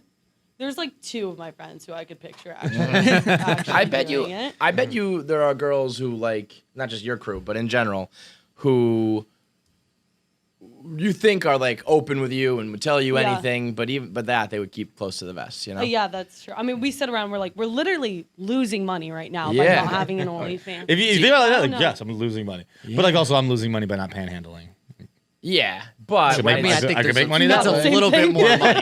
The thing is, It's more money, but thing is, I'm losing out on $15 an hour. That's what panhandlers make, something like that. what? I mean, I heard that one there time. are ones who can make like bank. Yeah, That's absurd. I need to but start doing I that. think the reason why it's different is like because it's so easy and it's like and I think when you're a hot chick or even just you don't even have to be that hot. It's like I'm already almost doing it with Instagram. I'm already posting shit that's like my mom and dad probably wouldn't be happy about it and. Like I just gotta go a little bit further. I think that's why it's a little more realistic than like, oh well, I could do this for money. It's like you're kind of right there as is. Plenty of people do it. Which just Do you have any fucking- friends who are like mysteriously, living okay? Like I know a few friends who No, friends but of that's an friends interesting I know that point. are like traveling the world and never, always wearing nice shit. Literally always seems to be on vacation. And I know her friends that like that's my connection are like, how the fuck does she do this? And this has been going on for a while. So I was like, this was pre OnlyFans. I was like, I think she's like a sugar baby. But when that's going on, it's kind of like, how we're all eating ramen tonight, and she's like walking in with a new Birkin bag or some shit. It's like something's going on here. So that's the other thing is if you want to keep it quiet, not only do you have to like no face and make it anonymous, but you almost can't. It's like being a drug dealer. You know what I mean? You got to like Put the live cash under your bed. Exactly. But then it's almost like, well, then what the fuck are we? Okay, I have like security for the future, but like whatever. You want to if you're gonna be an OnlyFans All right, girl, so you my want to live it fucking up. kid can go to college. Yeah, no Who one's. gives That's a what I mean. shit? No one's doing OnlyFans for fucking college tuition in 20 years. Doing OnlyFans for right fucking now. So you can't. You like I can afford this awesome apartment, but if I do. What am I gonna tell people? You have to like have a money That's why it was laundering that- scheme. You gotta fucking buy a car wash like Scarlet White. Yeah, you guys saw that TikTok, right? Of that girl that had like it was like her and her Corvette or something, Yeah, and all yeah, her yeah. bags and shit. Yeah. Yeah, like that's how you gotta live. You can't just live. There in was shadow. one tweet that went viral. It might have been edited because I saw it on Reddit, and it was like, You guys say what you want about OnlyFans, but I just bought my dream house at 17. Yeah. 17. That's I don't where, think you can do that. Yeah, Like, no, I was like, are you even I allowed to can't buy do that. houses, period? Yeah. But I that's why I keep saying this all started for me where it's like in 5 years, 7 years, this is gonna be totally normal. Not normal, but like way more acceptable. And you're gonna be like, well, fuck, I should have started it then. Or if you're like, 7 years ago I was like 28. Now I'm like a washed up, like no one wants to see this anymore. So start your OnlyFans. But yes, but if you're going to include OnlyFans, I think then porn stars blow it out of the water. Yeah. But I do think maybe it's just my pessimistic outlook on life. I think there's a lot of people out there ending lives. That is true. But yeah, I mean, I feel like there has to be a certain threshold. You can't just call everyone on OnlyFans like a porn star, but still. Sure, I'd that's say, true as like, well. you have to. There again. We just said there are plenty of people on OnlyFans just in like bikinis. Have you gotta considered that? What? Doing OnlyFans that's like not, just not like pictures? hardcore. Like maybe Instagram, but just like a little more risque or a little more behind the scenes or I something think like I'm that. just too lazy to. Yeah, I not like get my that. morals, I'm it's too not lazy my- to use Instagram. Yeah, let right. alone I don't fucking even take my like clothes doing off it. too. Yeah. That's a whole other step. I don't want to take a picture of me in clothes. I gotta fucking take my sweatshirt off of this fucking man. app. No thanks. But I mean, it's really like, here's another. This is a moment where I felt. I have these moments where I'm like, "Yep, you're an old guy." Like, "Yep, you're washed up." It started. My first one was when I started drinking unsweetened iced tea. I was like, "Yeah, you're washed up, man. That's an old person move." This like summer was the first time for me where I'm like at the beach and I was like, goodness gracious, everyone's wearing a thong. This is getting crazy. Like to me, when I was growing up, it was like you're wearing like a fucking diaper to the beach. You know what I mean? And now it's like tiny. Fucking guys are practically wearing thongs. now. Hey, like I see fucking. Got a 3-inch inseam. What's up? I see Connor's fucking dick like every day now. Like, Apparently that happens to me a lot too. yeah, you get your junk out. I don't wear like I wear shorter shorts, Yeah. but like I don't even have like a 5-inch inseam and like that. But I was getting tweets last night like, bro, Put it away. on the rundown, they were like, this is just there. Mm. I was like, I didn't know that. Yeah, I would. Did you see that guy on Price's on Family Feud the other day? Oh, That was so. It was somebody's famous Betsy DeVos' son, right? Son-in-law. I Right. believe. So, but who's it? Betsy? Betsy, She's like the Secretary of Education. Right. She's the one who said like that you need guns in school to shoot bears. So her son or grandson or nephew, whatever it was on Family Feud, and at the end when they're all clapping it up and like dancing, they all dance at the end of Family Feud. It's so weird. And his moose knuckle was just like.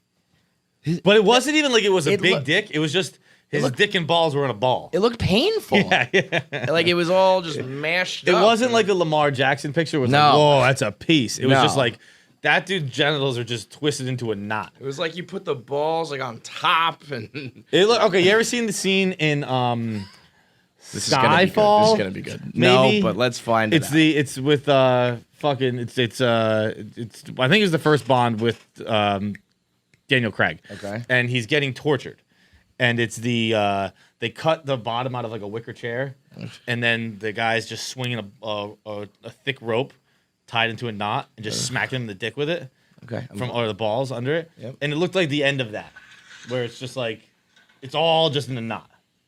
But the point is, it's just in a knot. Yeah, I mean, it It's looked not it a- looked like just he must have been uncomfortable that whole, and then he You like could see the looks outline of his briefs. If you can see the outline, like the bottom where it's fucking like a seam. the or, seam of whatever it is. Yeah. You can see the outline of that. Like your pants are too tight, sir. And then he kind of, I don't know whether it was just like by chance and it looks this way, but he's clapping and he kind of looks down and then he's like, yeah. He's oh like, "Fuck." shit, like my cock and balls are out. There are pants I've definitely put on where I'm like, I can't wear these to the office. Yeah. And I'll do some lunges around the apartment first to try and loosen them up. And then if that doesn't work, I'm like, well, I gotta take these off because I don't know, people might see my penis today. Dude, yesterday. And that's not on fucking a major watch national TV. That's like, Right. I might end up on like, I don't know, a podcast. So this happened to me yesterday. All these cameras were in because when Whitlock called into the radio, and I realized I was doing kind of like the, when you like lean a little bit and you're kind of just like stretching, and then I look up and like there was fucking 5 cameras on me. I'm like, fuck, can we maybe edit that part out?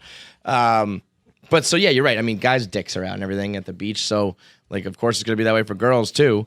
And my point being that like if you're doing that, like just publicly hanging out, in general, by the way, forget about me being like washed up and talking about like how these bathing suits are too small. It is kind of funny that for like forever now, people just wear their underwear to the beach. You know, if you were walking down the street in like your bra and underwear, you'd be like, oh my God. But Not if you're walking to the fucking, beach and it's the heir like, to the O. Henry fortune. oh yeah, what did she do? She wore a blazer and a bra. Yes, And then the blazer was the made look. Kramer crash. Yes. Sue Ellen Mishke. Sue Ellen Mishke, Sue Ellen Mishke was incredible. But like, yeah, I mean, it's just like, yeah, I'm gonna wear my underwear, and that's okay because we're gonna be on the sand. If you were not on the sand, it would be a problem. I mean, it makes sense. It You don't get does. sand all over your clothes. No, it does. But I'm just saying it's all modesty is all in your brain, all made up, because you'd be nervous if you were walking into a restaurant that way or something. But if you are going to the beach, totally okay.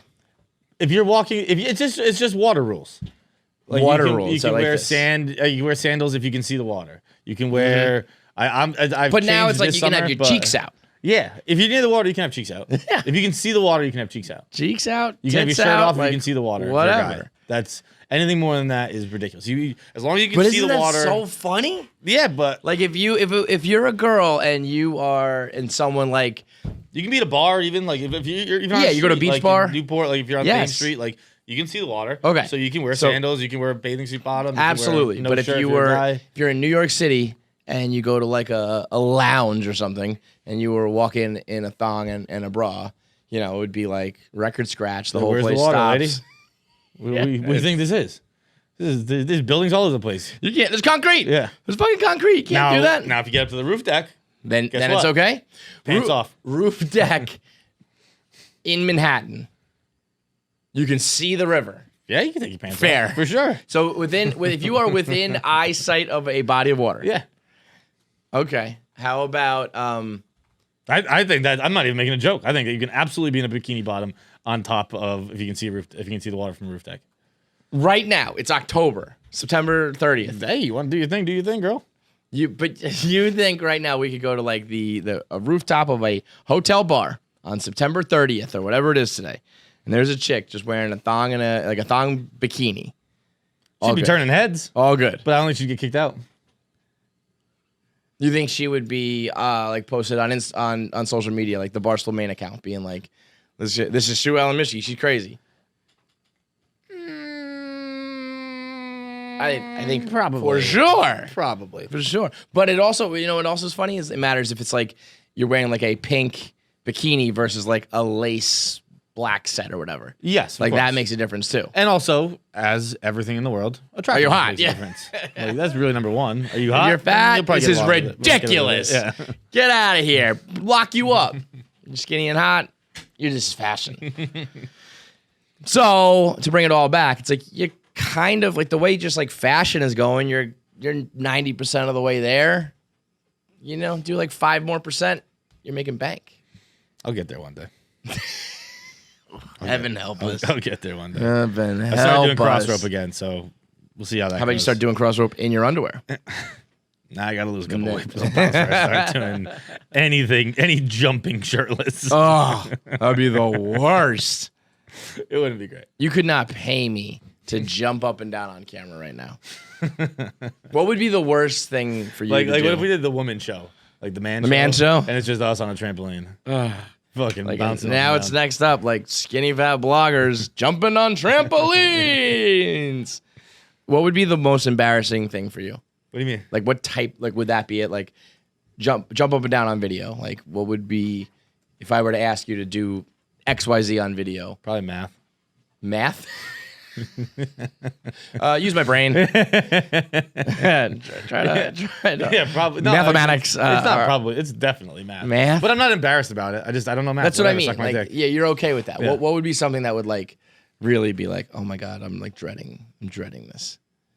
Would it be like would it be something with your body? Would it be something? Is there something? I don't know that I have intellectually that you don't care about math, but if I were to ask you to do something with writing or words or Fucking vocabulary. fucking wow people. So sure.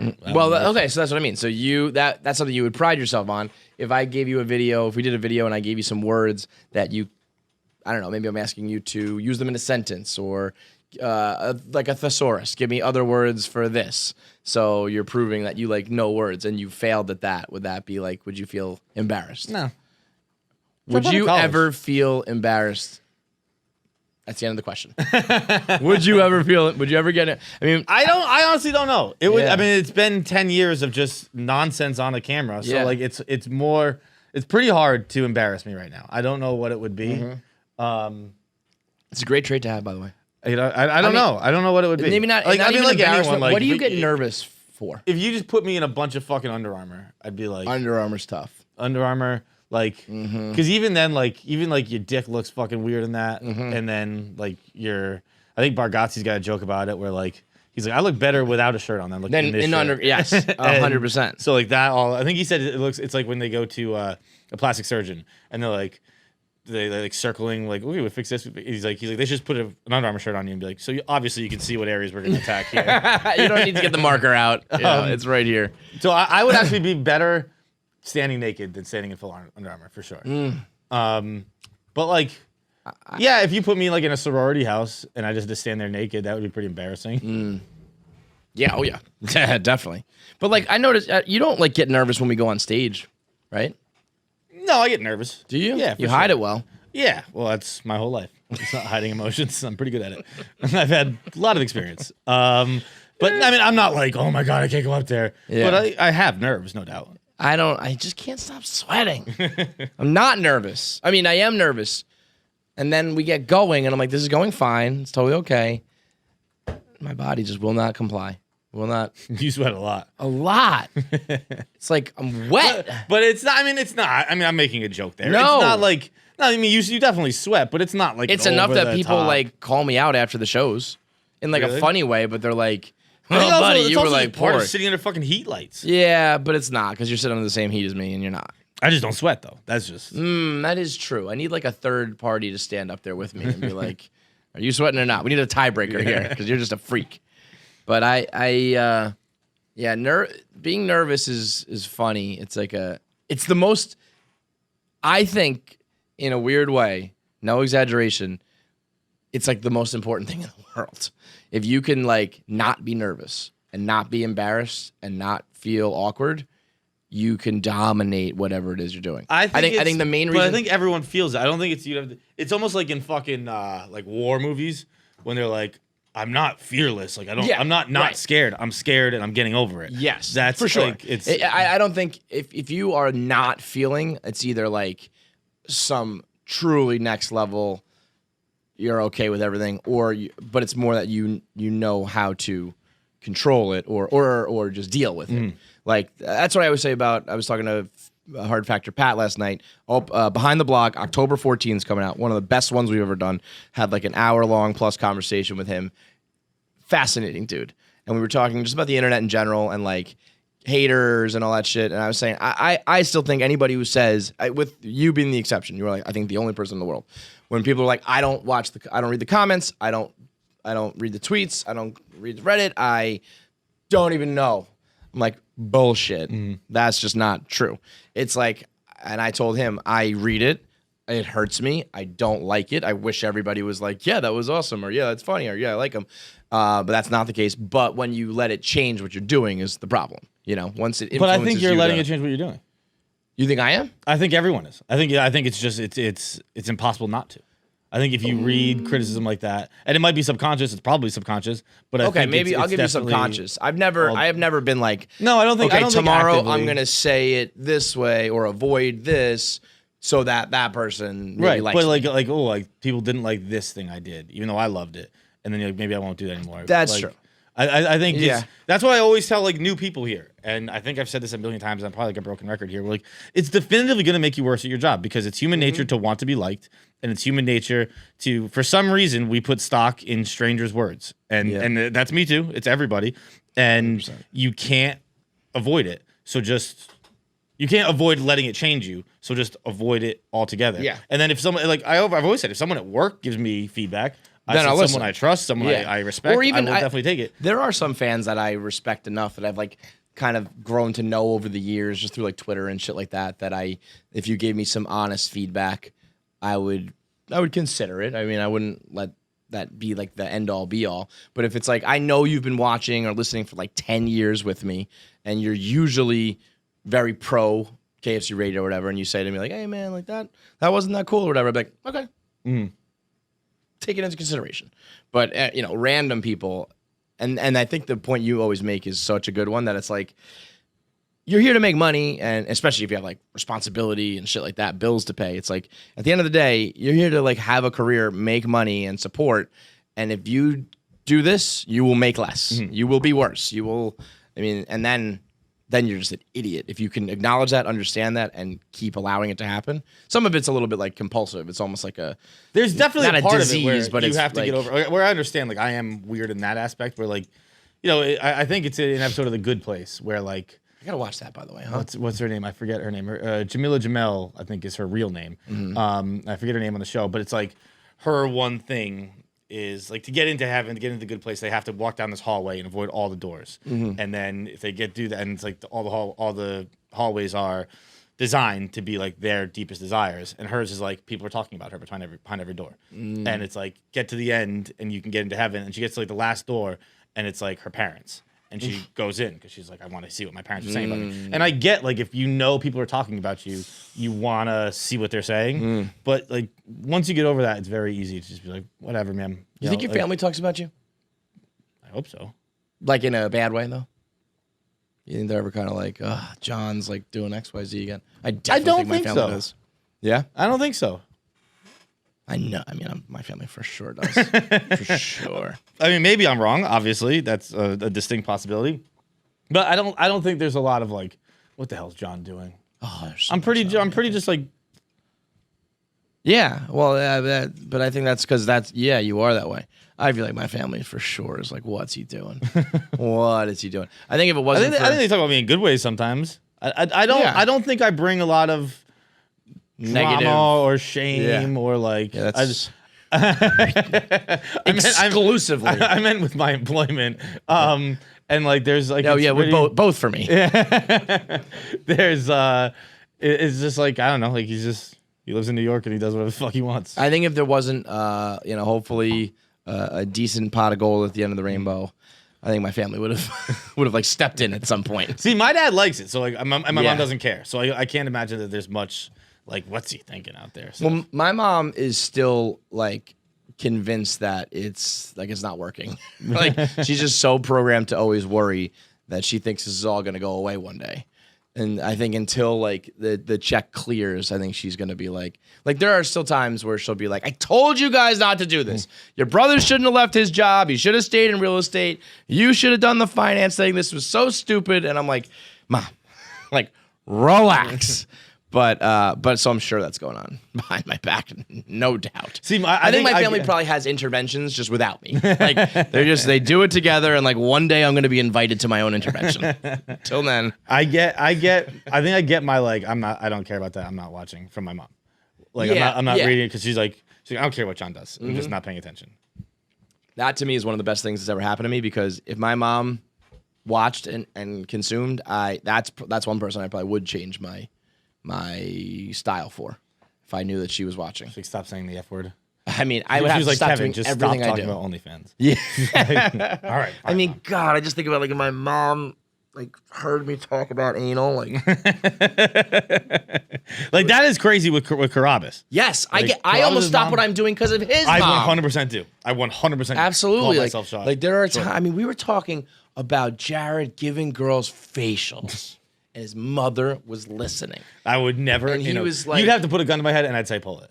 Yeah, I mean, he was like, I'd yeah, move it like to my I'll- temple, so it just goes through my eyes, and I end up blind. But like, but I would pull the trigger. I'd say pull it. I mean, I was, he was like, I will fucking throw a load on her face, and I was like, your mother is listening. Like, I'm sorry, Ellen. Like, this is my fault, technically. Cut his mics out. Cut his mics. He's about to say Seriously. something about sex, and his mom's listening. What the fuck was that, Zach? Is What was that? that your text message was? Oh, it was like. You are bright red right now, dude. You are. I mean, do you know the show you're listening to? That doesn't matter at all. By the way, did you see that Dennis Quaid video? That's fake. Yeah. I thought Oh, for I a knew second that was fake. I thought we were gonna get another Christian Bale type of rant for a moment. I was so pumped. I could tell Dennis Quaid was acting, yeah. which I don't know if that means he's a good actor or a bad actor, Yeah. but I could tell he was acting. When, as soon as he said dickhead, I was like, I don't think he's a dickhead. He delivers a kinda dickhead guy. well. Yeah, yeah, this but he just doesn't sound like dickhead. yeah. I wish. I Dickhead's love a good those one. rants. I was like, put that up there with Bale and Berman and all the other assholes. Ugh, but it was like Funny or Die or something like that. I didn't even know it was fake definitively. I just saw it. Oh and yeah, that no, was it's like fake. it's like a full blown skit. That I think it was Funny Die or College Humor or whatever it was. But yeah, ended up being fake. So be it. What can you do? Let's get into our voicemails though. It's brought to you by Miller Lite.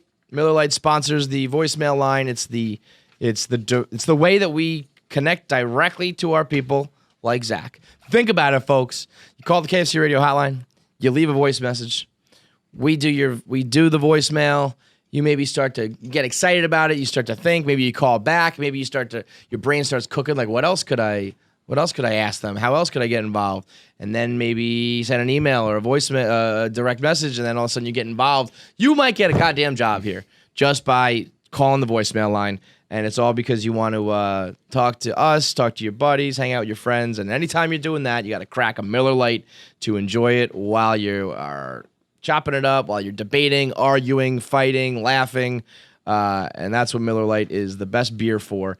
They are so deep in it with fans and trying to connect directly to the people that they straight up are trolling fans. They trolled the whole world with their Cantenna whole marketing scheme. Do we have one over here? I think it's out by over there. Where's it? Zach, behind the 2 Miller Lights. So when football kicked off, they set up a fake website that looked like you were like found an illegal stream in order to watch the games. And then when you went to this website, Which, by the way, is quite rude as someone who's maybe used one or two before. yeah, you get all excited that you've like found it. And it's like, nope, it's all a joke.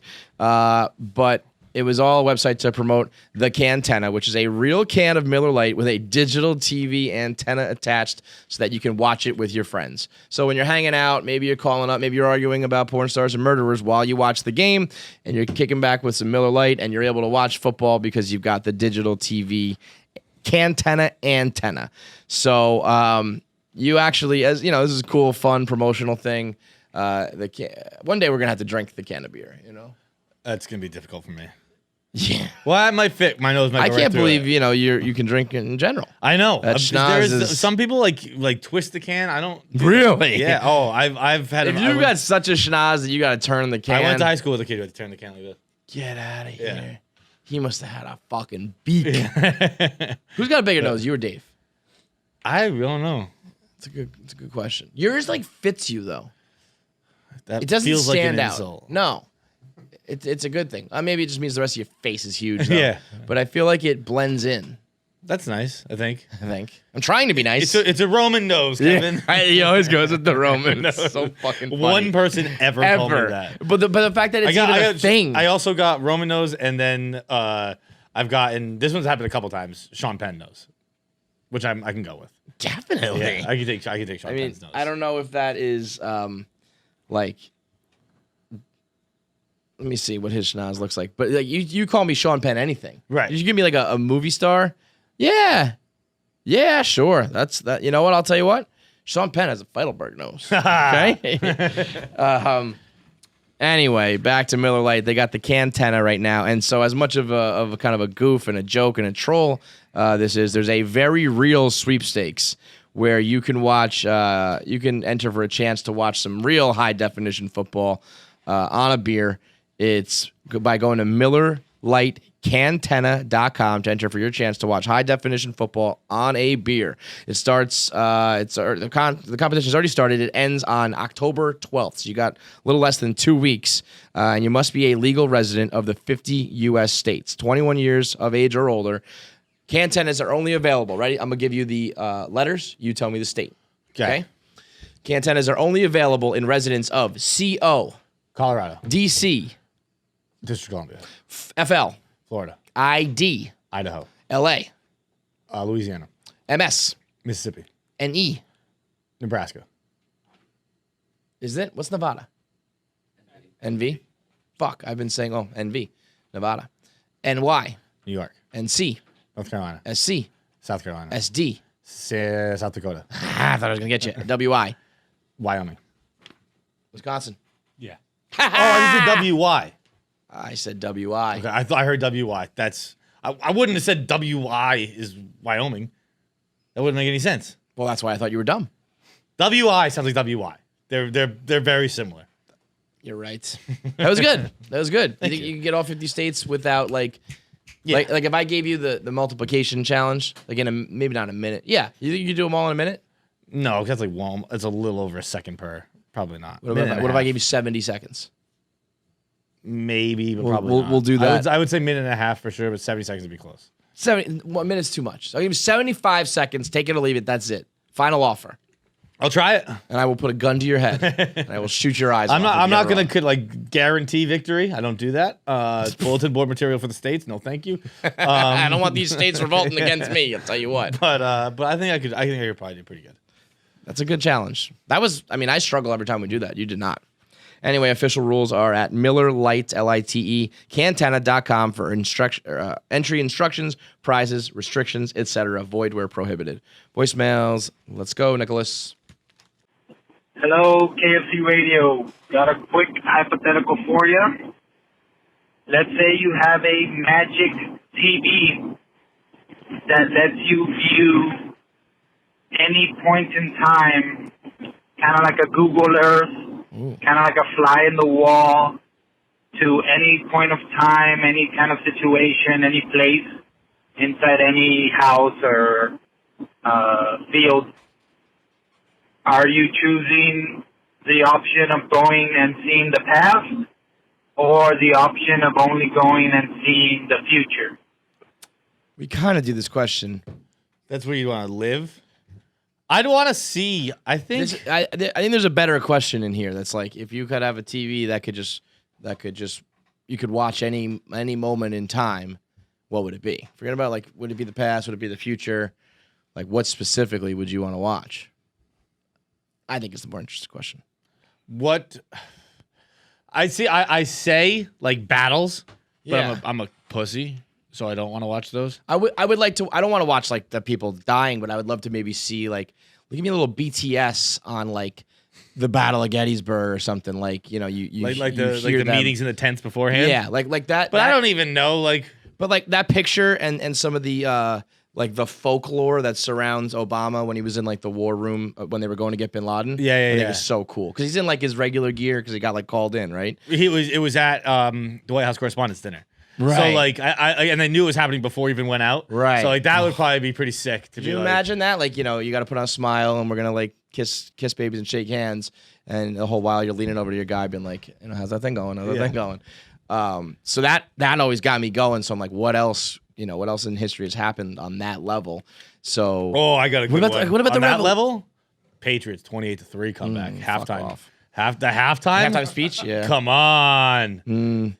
Edelman What- running what- around being like, it's going to be a great story, boys. Anyway, but what about what was the circumstances for Miracle on Ice? Did they like win? Like, was it a comeback or did they win like wire to wire? Or Well, it was wire to wire. Well, So- no, like it wasn't wire to wire to win. I think Russia went up or USSR went up 1-0, and then from here on that out, we just beat them. I think it was we made it 2-1 or maybe 3-1. They made it 3-2. I feel like the final was 4-2.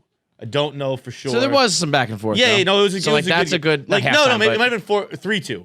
Because like USSR had a chance to like.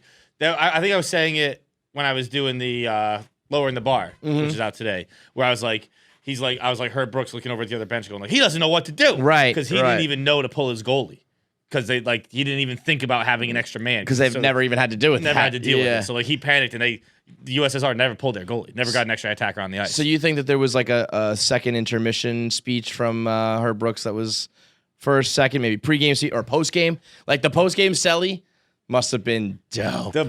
My favorite one is the pregame before, because that wasn't for the gold medal. Right. The pregame before Finland. Sweden, Finland. And he just didn't give a speech. And he walked out, and as he's like at the door, he turns around and just goes, if you don't win this game, you're going to take it to your fucking graves. And then he grabs the door, looks back and goes, "You're fucking Graves." That's like confirmed that was real. That It was wasn't real. like a theatrical. Yeah. No, because it was a Disney movie, so that wasn't even in the movie. Right. That's what I mean. Like Yeah. it's that would be a good one. That would be up there I for mean, like sure. there are a million different, like even just a Herb Brooks practice because they call them Herbieisms, where he just yeah. has like ridiculous things he says when like you're not playing. Was you guys look like a monkey trying to hump a football out there? And like, There's a ton in general though, like sports speeches. Like I'd love to be a fly on the wall for that. Even sometimes it's not good. Like I'd love to see what happened in the Celtics locker room this past, or the Clippers locker room. Like I do. Oh, you know what's a good one? Bob Costas told the story. He was in the Sox locker room in Game 6 of the '86 series. And they had the champagne and they had it all taped up. And he was like, waiting because it was the ninth inning. So he was like ready to do these hits. And then I think he like couldn't, like he didn't get out in time or something like that, where he was like trapped in there. And he was just like sitting in the corner, like kind of like, bro, I would just get like, whatever it is. I'd yeah. walk right across the middle of the locker room, like my bad. See you later. I think that's how the story goes. It was something very dramatic where like those guys must have been fucking suicidal, homicidal. Like he's like, you didn't get killed. Like, sorry, we got to kill you, Bob. But I think wars are interesting, like big moments, as sick as it is, like some of the negative stuff. If you were, what was it like when George Bush got the word about 9/11 or something like that? Or what about when Kennedy got assassinated? Like, the first, when you made that call to someone's room, whatever. That's a great question. I like to be in your family's room when they're having the interventions without you. Listen, that fateful night would have been, an interesting episode of TV for sure. What do you think? What's like your final answer though? I honestly think my final answer might be 28-3. I think that's, if I could watch Sports what is happened- cool, but don't you feel like there's like a more like important moment that you would want to? Sure. Yeah, I but don't really, care. fuck There's it, definitely yeah. more important moments. I'm not saying it's the most important moment ever. Yeah. But to me personally, it's fucking up there. Yeah. Like if the Pats lose that game, everything's wrong. Like there's so much that God, it would have changed.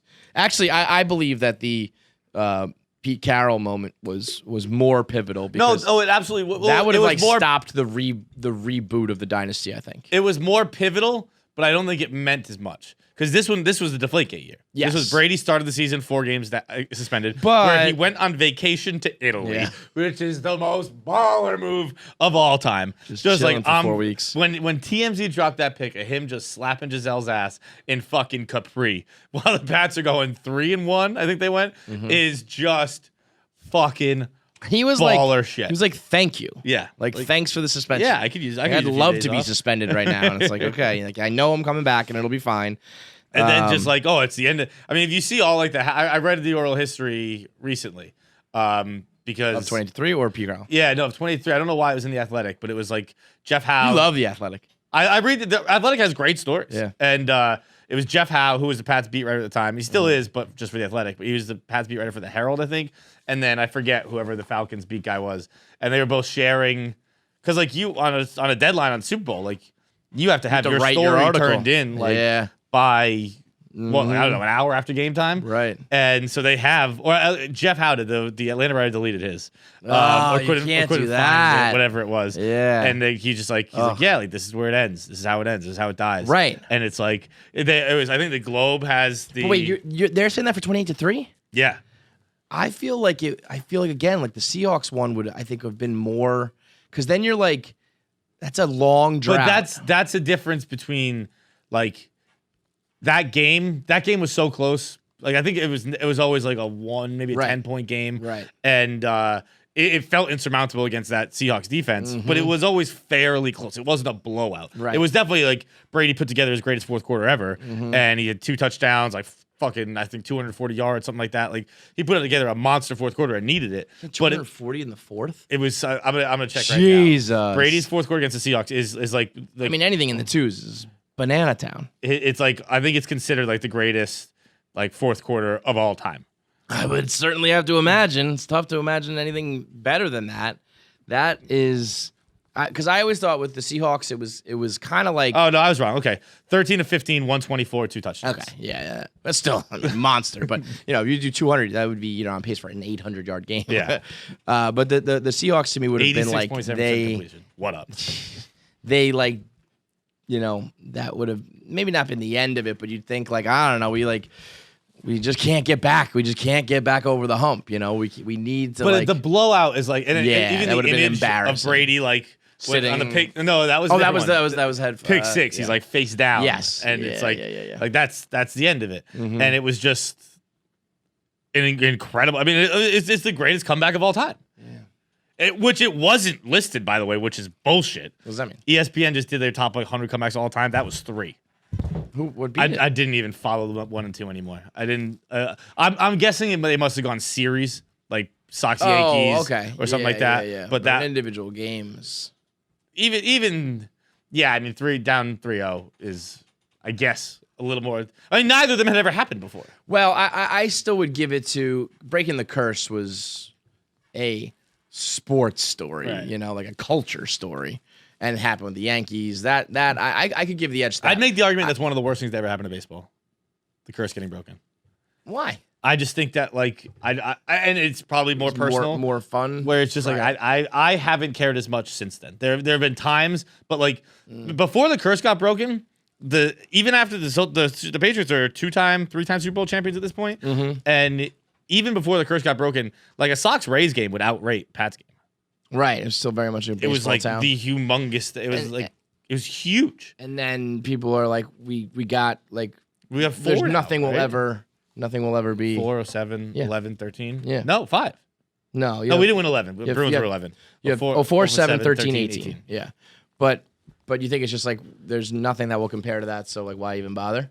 I think there's a part of that Yeah. where it's just like you'll never feel that high ever again. Jared says that about 18 for him personally, because he said like his grandfather was involved and his grandfather passed away, and he went through like his career and all that shit, and so he's like, and then he went to the parade and Right. the duck boats, so he's like, that's it for me, and it's an interesting feeling. I hope to feel it one day. I'd love to be a part of an inside joke one There day. is a negative aspect to all the winning, and it is. I know you hate this, but it is true.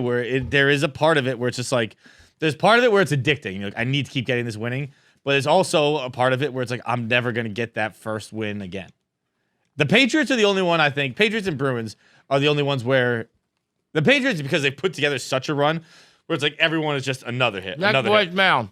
And the Bruins are just like the connection. The Red Sox, I will admit, I have lost a bit of my passion for because it's just like it was such a drought, and then something of a monsoon. Monsoon's not quite the right word, but a rainstorm of championships, and it's like, all right, I don't know, we did it.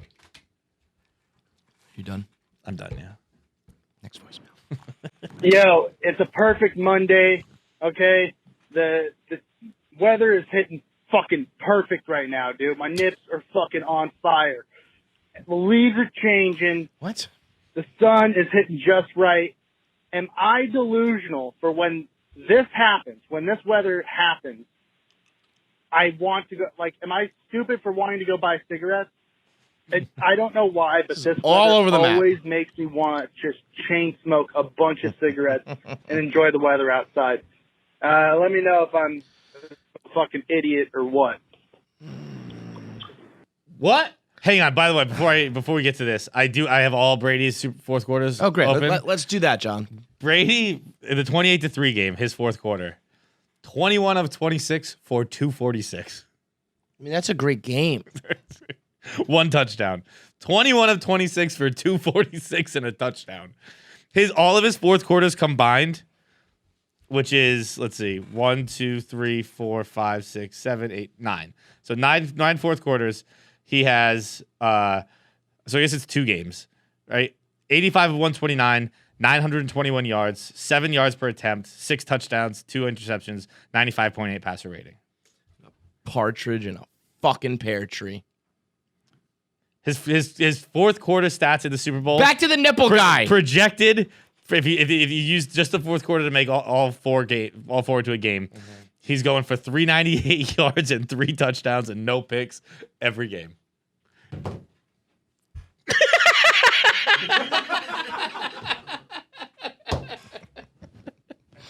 That was funny. That was a funny laugh.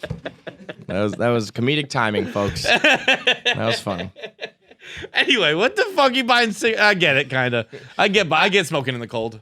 It's like a little fire to keep you warm. But it's not. Yeah, but it's like he's talking about. It was probably like 65 when he was talking about it. Well, he could have been calling from And also- WI, Wyoming. And his nips were on fire. I think he's just horny. Is what I'm saying. Like I get that This guy's too. all over the place. I Like, get the that weather's too. nice. Your Yo, nipples when are I hot, step but they're outside and it's cold. cold, I get horny as shit. You don't? No, Bro, I stepped out on my balcony today and I was like, I gotta fuck. What? Yeah. Because of the weather? Oh yeah, baby. Big time. Big time. That's some fucking like caveman shit. Like, oh, time to hibernate. I don't think it is. Oh, big time. I think you've made this up. No.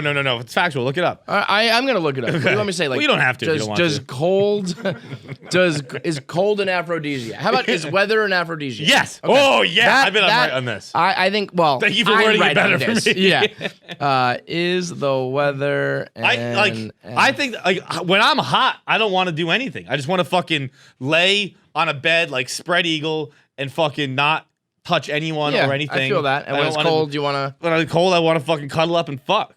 to. I'm not even gonna tell you how I attempted to spell aphrodisiac. That was bad. APHRODISAIC. IAC. IAC. Son of a bitch. Jackie fucking flexed on me. Mannequin girl over there. Mannequin. MANIKIN. But it's Mannequin. right? Yeah. Apparently, there's some sort of like alternate spelling of mannequin, which makes much more sense than I guess I would guess that's the French way. Mannequin. Mannequin. Like why do we spell it like that? Aphrodisiacs. No. I bet you it's gonna be the opposite of what you're thinking. I bet you The heat gets you I bet horny? you summertime is gonna be Gross. like, it was a nice summer night and we wanted to fuck. No, a summer night with cool breeze, maybe. 3 ways hot weather leads to good sex. No. I'm gonna read that. Rain equals sex. The weather for 20 toes. I don't know what that means. But I can see like a thunderstorm and you like get cuddled up. Right, and that's start what fucking. the cold is. Cold's Okay. just a constant thunderstorm. You gotta This- cuddle up and all get of inside. This, I just Googled is the weather an aphrodisiac? It's all rain. Rainy weather and sex. Rain as an aphrodisiac. Rain equals sex. That makes sense. Yeah. I get that. And guess what? Rain brings cooler air. So Oh, cold. fuck Yeah. you. Yeah. You know when it's All right, hot, how and like, about oh, this? it's gonna break finally because it's gonna rain. Let's read this. This is the one. 7 reasons why fall sex is the best sex. Let's do these. Number 1, it's leather weather. Leather weather. Well, Yeah. Jesus Christ. People getting slapped? I think they're wearing leather. Yeah, I know. Like in my experience, when someone's wearing leather, they're beating someone up. Like, you white, you Ben Affleck. You wearing leather, you're violent. They don't give much color on this, but it's men in leather jackets at bars and it's women in leather outfits in bedrooms. They're always hitting someone. this just says you're gifted a second skin that acts as the ultimate equity. Number 2, there's more clothes to take off. So you're just like peeling off, the jacket, then the hoodie, then the undershirt. I've abandoned the peeling off.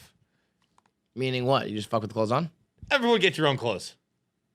Everyone get. Oh, you take off your clothes. You deal with your yeah, clothes. Yeah, I'm with you on that. Like Sometimes if we get down to the underpants, I'll do underpants. But I'm not doing fucking buckles and belts. Girls have too many accessories. I haven't taken off the underpants in maybe the last year I've had sex. My underpants are off. Hers are on at all times. Just pulled to the side? Always. Really? Almost exclusively. The last time I tried to take clothes off anybody was I was trying to take, a fucking low ankle heel off a girl. And Okay. and it's a thing. It's a thing. Yeah. And I didn't realize it was a zipper. So I was just like tugging, Pulling and it. twisting.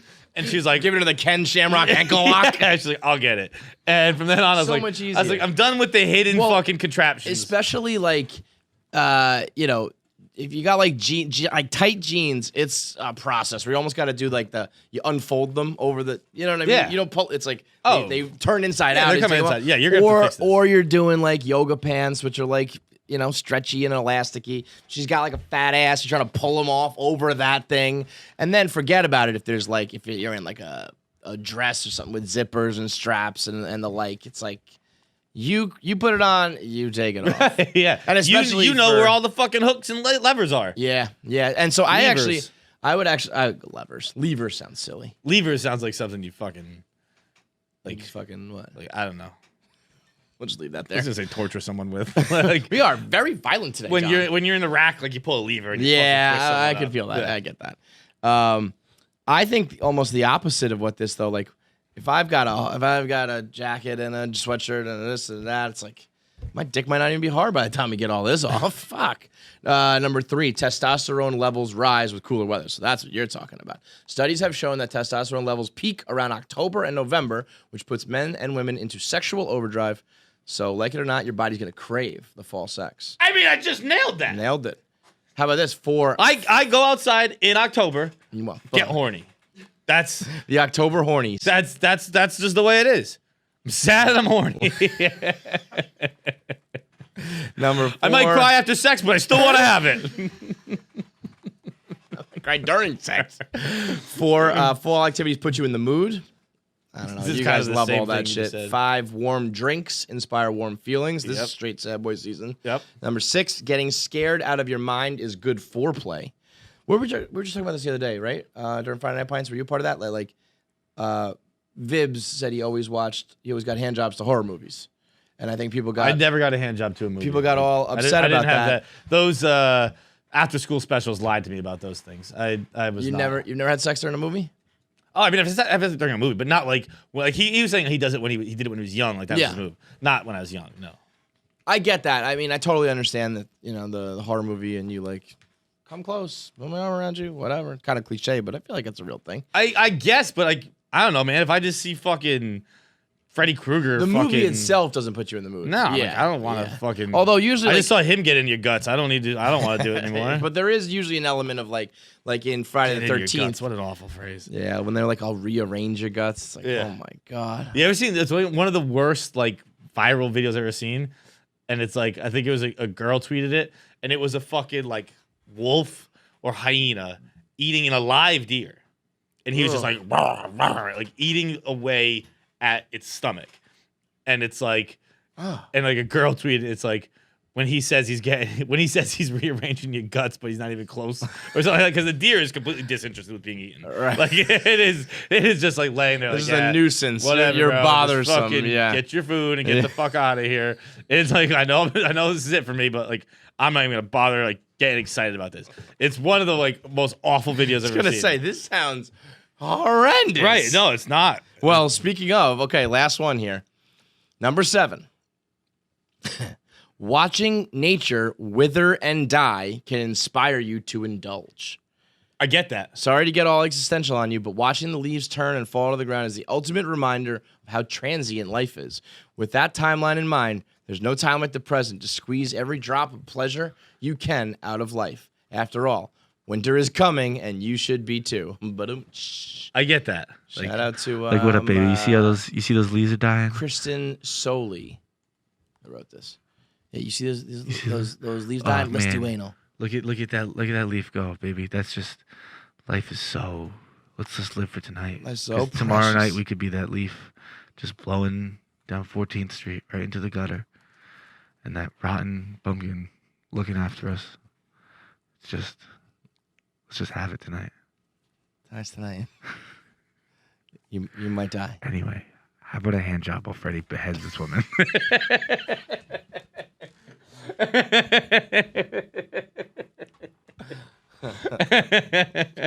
KFC chicken wings, Sad Boy King, Nicholas.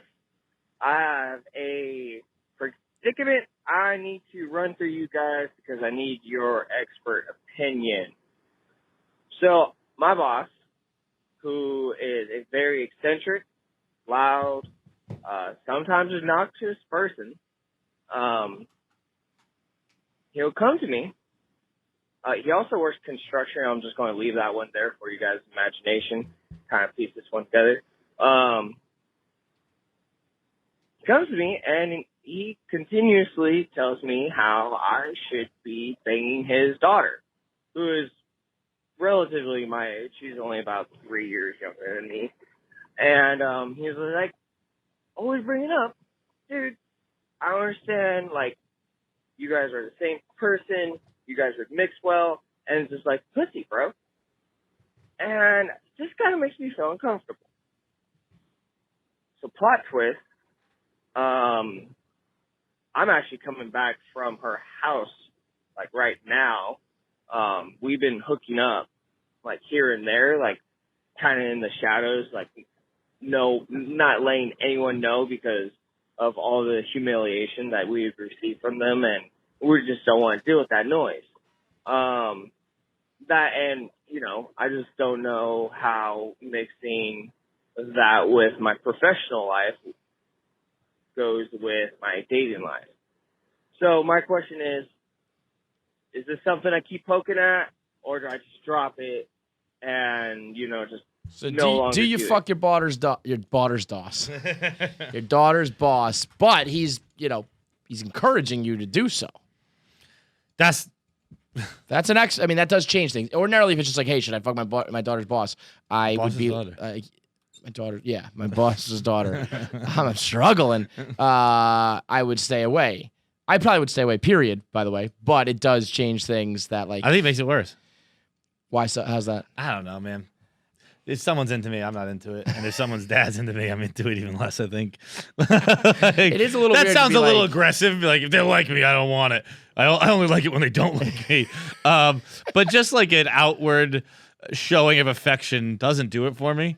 It's odd and off-putting, and if like I don't. I'm so used to not being liked that being liked makes me feel uncomfortable. And so being like, yo, You're like, so broken. you should fuck my daughter because I like you. That's I'd what's be like, crazy. Is that's it just sounds weird. like he is characterizing it as like, I don't know if that was his words or his boss's words. Like it's just pussy, man. But it's one thing if you're like, Wait, he said that? I missed that part. yeah, he said that. I don't know if the boss said that or If the that's- boss said that, run for the goddamn fucking Yeah, that's hills. what I mean. The way he's characterizing it, Because as he's gonna like, get mad that his daughter's it- cheating on him with you. If he was like, you're a really like nice guy, and I want my daughter to like find a great dude, and like, but it sounds like he's just like setting him up to hook up, which is just like, what the fuck, man? I mean, anytime you're your daughter's pimp, it's weird. Doesn't So matter. weird. Doesn't Even- matter if even you're if her it's- pimp of love or her Yeah, pimp of, like her leave pimp that of for just dick, moms, bro. leave that for friends, because like Don't even leave it for moms. Like there should be if an we inherent. if we share DNA, stay out of my business. There's got to be an inherent like feeling when you're the dad of like, I don't want my daughter with anybody. Like, you know, I want my daughter to like sit at home with me because Well, I don't want that either. That's Like, get the fuck out of here. You're annoying as shit. Trying to watch the Cubs game. It's just, I don't know, man. Anyone, it's just like, if you tell me I'm going to like someone, I'm going to dislike that person. It's just a principle. I just don't like being told what to do. You are so fucked up. I'm an asshole. And if you're like, yo, you're going to love this person, I'm like, I'm going to go out of my way. Bet to I hate this. bet I I'm won't. going to go out of my way to hate this fucking Bet I person. will I promise not. you that. I I promise you that in my dreams tonight, I'll murder this person. Something happens after like 4 o'clock to John. It's like gremlins after midnight. Don't feed him or something. You get a lip in at 4 p.m. and you just I haven't lived yet. let it fly. Maybe that's what it is. Put it in. Maybe you need a lip. Yeah. It is because it is a depressant. No, it's an accelerant. I forget.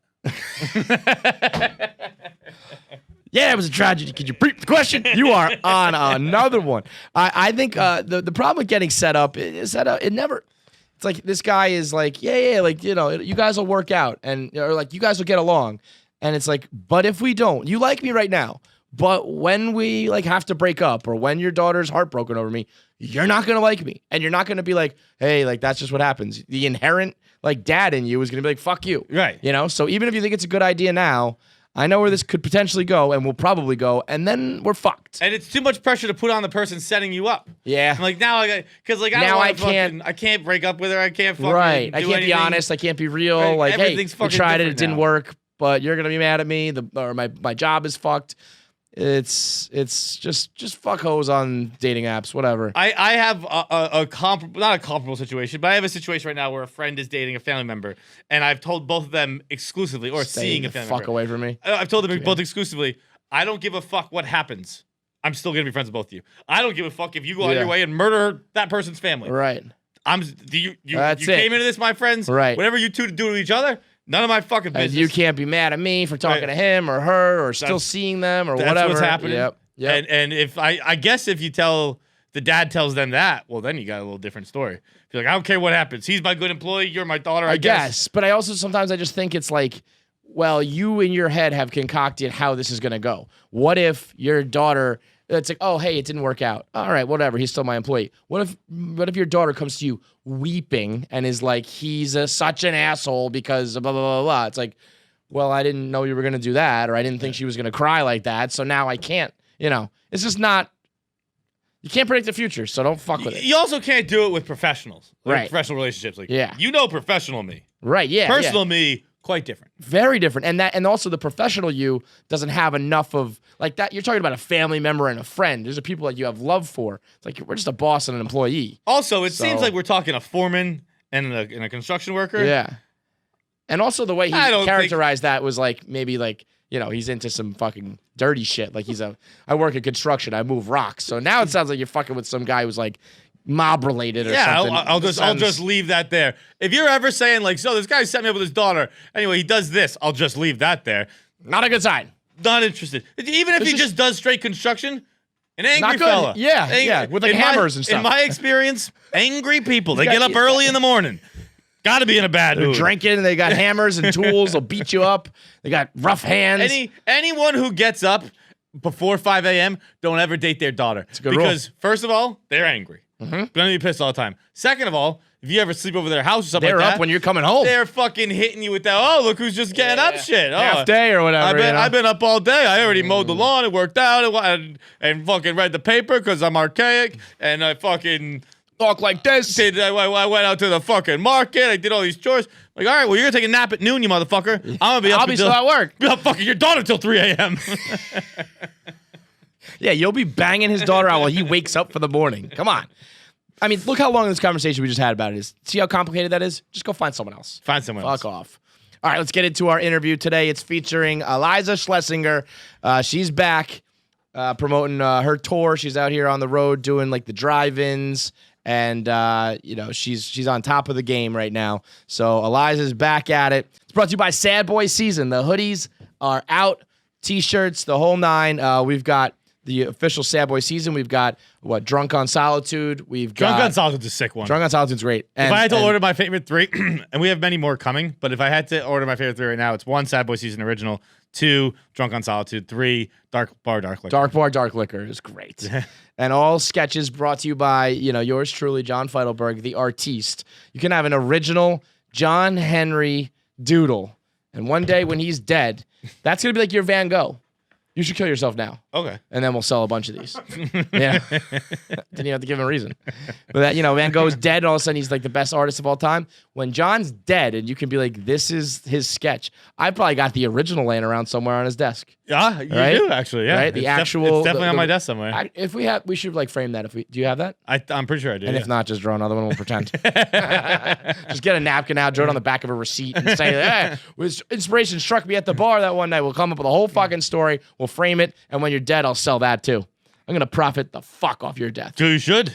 That's smart. Eliza, let's talk to her. Hey guys. What's up, girl? How are you? What up? How you doing? Driving. Good. How are you? Are you in like an office? I am. I'm in my office with my assistant in the background. You got like a little operation going there, huh? I have a real house with a real office and a yard and everything. Look at you. I'm a real suburban dweller. You're just like busy as shit, though. I'm so busy. Yeah. It's crazy. We got, a little like one sheet. It's probably not even one sheet. It's probably multiple sheets of just like everything you're doing and whatnot. And it's like, God damn, that's a lot of work. But also, like, most of it won't actually happen. Like, it's a lot of work, but like, it'll be nothing, which is why you have to do so much work. Because nothing's ever anything. It's like, let's do 10 things and hopefully 2 of them like hit and make it to air and are successful and all that, right? Make it to air is like the dream. Like, oh my God. I don't even aim for make it to air. I'm aim for have the meeting not get pushed. Well, you dropped the skit show on, that was during quarantine, right? Was that in April? It's like right before, like right when it started to hit quarantine, really, right? Yes, it came out right then. I timed it. I was like, I know the country's going to go into a shutdown mode. There's going to be a pandemic. Let's release the show then. Yeah, I mean, there is a little, you know, if you want to try to find some silver lining for everything that's a catastrophe, it is that there was, you know, this desperate desire to watch and distract and all that. And I feel like any comics who had a special, or in your case, a show come out, and maybe it's a little corny or over dramatic, but it was like important, I think, for people to like have something to watch in those moments. And like you were right there with it. Yeah, I mean, the show, this is not really like plugging it, but just speaking to that, my husband and I decided to do like a cooking show called Don't Panic Pantry. And we started it specifically, I don't have a passion for cooking, but you know, I like to connect with people and just to have something that we could work on and that people could consume and give people something to look forward to every day, or fans something to look forward to. And it became like an appointment viewing thing. And especially as a comic, like you are providing a service for people. Right. Not that we're up there with like doctors, but like, your show is an example. Like people, they know that you guys will be there in your studio and they can tune in. There's something comforting to that. No. What's her name? Like Jin Fu or something like that? Tian Fu. There she is. The suspicious Chinese dog. Suspicious Chinese Did dog. you ever run into a point with the cooking show where you were like, shit, we shouldn't have started this? Because it ended up being like almost like so much work on a daily basis during the pandemic? My husband is the one that does like the work. Like he actually writes the recipes so people can follow along. And there definitely been days where, you know, you're rushing around, you're doing stuff, you're like, fuck, we've got to stop and go make a bundt cake. But I guess I'm more grateful that people do tune in, and you know, all the sponsors and stuff like we got because I just cold emailed people and I was like, I'm Iliza Shlesinger. Myself, wow. I reached out to Instagram, I got their PR person, and then we made up a business model, and we're going to like our 4th round of sponsors. So it's a cottage industry. Do you want to do that for our show? Like, want to help us out? That's honestly, I've sometimes felt that like, I mean, our sales team is great, they do great work, but I feel like if it's coming from you or the person doing it, I would be more inclined to, you know, throw my money behind something. I'm like, maybe I should do this shit. I think also in this pandemic, like people have forgotten about like a person-to-person connection. And what's fascinating about these sponsors, you know, my husband will be like, here are all the brands that would be great to work with or ones that he's used. So I email their PR department, and you forget that PR is usually like 25-year-old white women. And that's my demographic. Right. So you get like from a salt company in Michigan, like, oh my God, Party Goblin. And you're like, anyway, I need your salt. I feel like that demo you must just have on fucking lock, huh? I mean, I feel like girls go bananas for you. Girls go wild. It's always fun to see in your crowd, you know, like, of course, there's always people who look like you that are going to be your fans. But then, you know, I get dudes who look like you, and you get like a lot of like conservative dudes, couples, great looking guys, super like blindingly handsome radio personalities. It's always never underestimate who's in your audience, because every once in a while you get someone you're like, you're a fan? They're like, totally, like a Kenyan you know, chef or something. You're just like, okay, I'll take it. I love every now and then we'll get we do like a live podcast show here and there, but we usually get girlfriends who we actually do have we're kind of like almost 50-50 with guys and girls, but we usually will have a girlfriend who's been dragged by a boyfriend, and then they end up liking the show. And that is like my number one. That's like the only time really I'm proud of what we do. Where they're like, they're very honest and blunt, where I'm almost like, well, that was offensive. But they're like, I didn't want to come. I didn't think this was going to be good. Yeah, right? And then they do like it. I'm like, well, fuck you for how you started. But like, thanks. And I'm happy you enjoyed it. I am so glad you said that, because people, and I always thought it was just a comic thing, but I guess it's like an entertainer thing. People say these like kind of horrible things that are like thinly veiled. And then you're like, oh, I know you meant well, so I'm not going to be mean to you.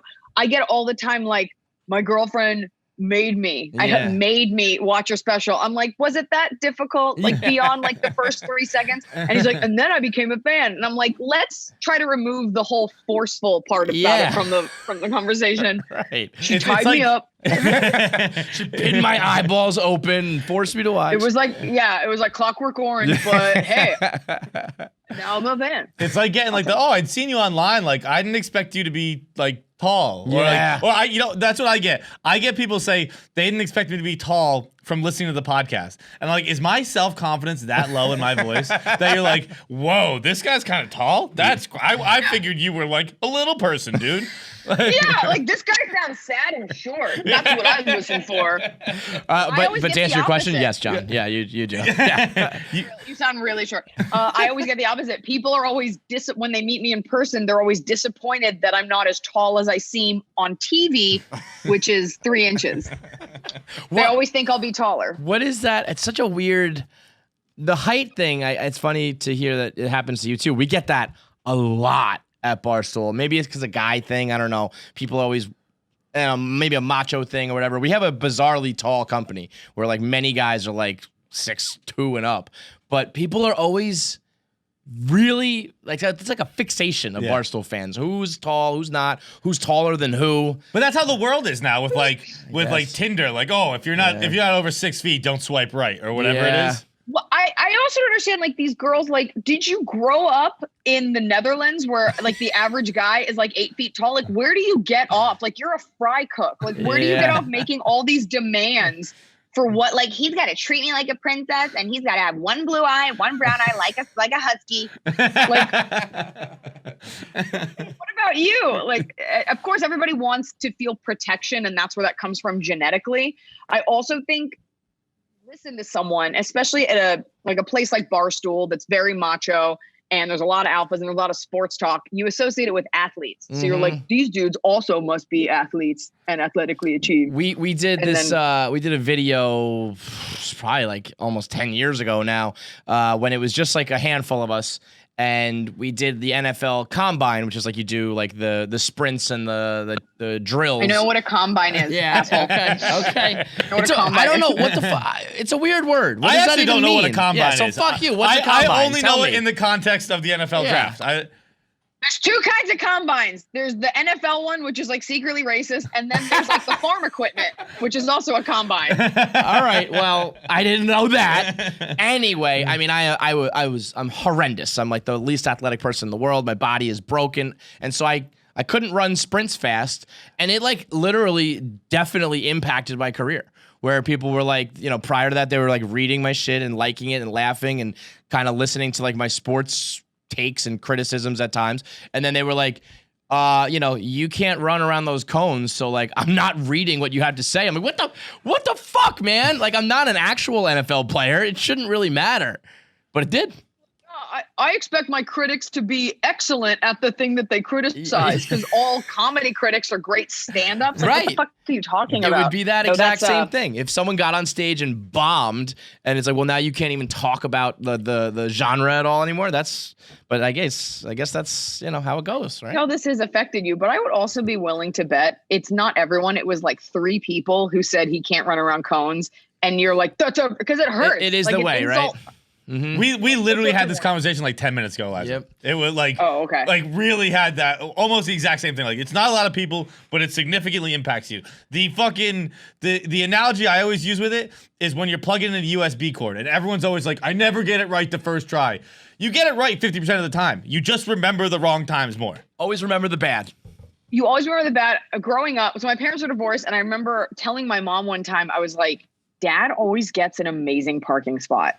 And she was like, no, he doesn't. He just makes a big deal about it when he does. So you think he always gets an amazing parking spot. And I was like, yeah, there's no power that my dad has in like Stein's Deli parking lot that he's always getting the front, like the front seat. I'm sure your mom was like, fuck this. Now there's a parking competition.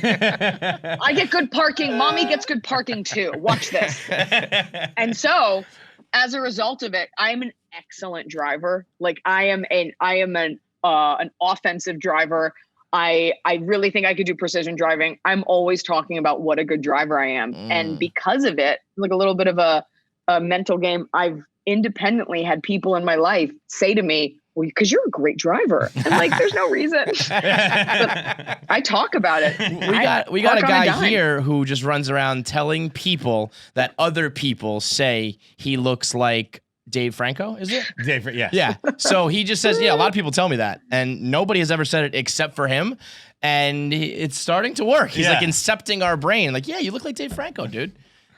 Power of suggestion. It's scary. I mean, you're seeing it in politics. I guess it's always been the way, but more so now than ever, where it's just like, say whatever you want and keep saying it until people believe it. And it'll fucking work. There's a lot of dumb people out there. Yeah, until people start tapping children for adrenochrome and hiding them in Wayfair cabinets. Yeah, just keep. I don't know if you wanted that deep. Oh yeah, you want to talk about the Wayfair? We can do it, man. I you know what the problem with that is? So I just moved into an apartment with my girlfriend, and she was like, we're getting furniture and stuff like that, and she's like, is it bad if we get stuff from Wayfair? And I was like, what are you talking about? Why would it be bad? And she's like, well, they were like kidnapping kids. I was like, that was a conspiracy theory. You know that, right? She's like, oh, I didn't know. And I was like, what do you mean you didn't know? It's a lot of people who you think Wayfair's just continuing to operate at a normal level when they were like accused and apparently convicted in your mind of kidnapping children and selling them for $50,000 plus a photo album? Hey, is there any? Which is a pretty good still deal. Operating. Fine, yeah. For a human life, there's still. I mean, it kind of went away, and I am not, a tinfoil hat wearing weirdo, and I don't go on QAnon, although I did do a deep dive on it because I was like, I got to get a grip on this. Really? What was that like? Well, no, I didn't like. I just, you're like, what is Q? Like, just going into figuring out what it is that everybody's doing, just from an observation point. But the Wayfair stuff, I did a deep dive on that, and I came out convinced. I was like, this all matches up. I didn't take it beyond that. Like, we're talking like an hour and a half, and then whatever. But it went away very quickly. An hour and a half. Oh. I mean, shit. Just want to do my research. Yeah. And then it's weird because you're like, okay, you bring it up on stage, and most people are like, I don't know. It's like it's a deep cut. It's a Venn diagram that doesn't have a lot of overlap, like conspiracy theories about a furniture company and stand up. It's like 3 people in the crowd. And if they laugh too hard, you're like, did you order from them? Yeah. You are a human trafficker, no doubt. I get down with the conspiracy theory world a little bit. I find it a little bit. A lot of it. Kevin loves conspiracy theories. But I mean, I don't like really believe. I find them to be more entertaining. Yes. But I do believe that, shit's going on that you don't know about, that we don't know about. And so I think it's a little naive to think that like it's totally silly. I'm somewhere in the middle, but I don't discount that like billionaires are doing weird shit and politics and politicians are, bad people and all that kind of shit. Who wouldn't? If you had all the money in the world and no one telling you, let's look at it on a micro level before we blow it up to a macro, okay? You're the director of like a theater company and like young girls are throwing themselves at you. You're like, I'm going to fuck every single one of these girls. No one's going to say anything. You think that doesn't exponentially get worse when people have more money and private planes? For sure, people at all levels, and this is not a Hollywood thing. I think every industry, they're like, oh, why does this only happen in Hollywood? Politicians are fucking young kids. If you're, I don't know, a bottle making magnet, you're probably fucking people at your factory. Like at every level in every industry, people are abusing the people beneath them because absolute power corrupts absolutely. So for sure, there is some truth to this. And a lot of people go through a lot of length to cover it up. And I'll probably either be killed for saying this or not have a career after we get off the show. But I spoke the truth. We talked to Tim Dillon like in the middle of conspiracy. It was right after Tim did he had Whitney Webb on and they really did a deep dive on Epstein. And like when he does his podcast, it's like a half a joke, but half not when he's like, I'm not suicidal. Like I'm saying this of my own volition or whatever. I was like, I feel like I'm just going to be on a list or something from even just talking to you. Like, I don't know where we draw the line. Clearly Alexa's listening to me. And now I'm being like, yeah, fuck the Clintons. I'm like, oh man, I'm going to end up dead one day. This tinfoil hat's going to be the death of me. Like you almost want to end up dead because that meant that you were an important enough pawn. Yeah. It's when you, like as a comic, you're like, I can say what I want and there's no repercussions. That's like, because no one cares. That's a really good point. Yeah. I would The love love to ultimate be. compliment. If I could get wiped out by the government or something. Imagine how like oh. confused that hitman would be if he Him? walks in the door and you're like, yes, hell yeah, baby, Right here, right in the temples, man. I knew I was onto something. Let me just go live first. Let me just get on Instagram. Okay, do it. Do me execution style so they know that you guys meant business. That's awful. You That's awful. did you catch the debate last night? What was I was pitching on directing a movie, and they scheduled it for 5 and the debate was on at 6. And they were like, we only have an hour. And I was like, this took me 4 days of cutting and pasting. I'm like, you will be late to your debate. And so I not only made them late, this is so sad. Because I came out, my husband was watching it, and he's like, this is so hard to watch. And I was like, I'll just have Twitter tell me what I think tomorrow. And that's my answer. That's a great way to live. Twitter's never wrong. Twitter's a great place to just form your opinions. Yeah, they always have your back. But also, why my thing, like, of course I watch highlights is putting it strongly. Of course I watch clips of it the next day, but also who's torn? Like, I'm not watching this to be like, well, I'm really thinking Biden. I don't know. I'm on the fence. I didn't watch any of it. I have too much respect for my mental health to watch any of it. And same thing. Like, I don't have any questions here.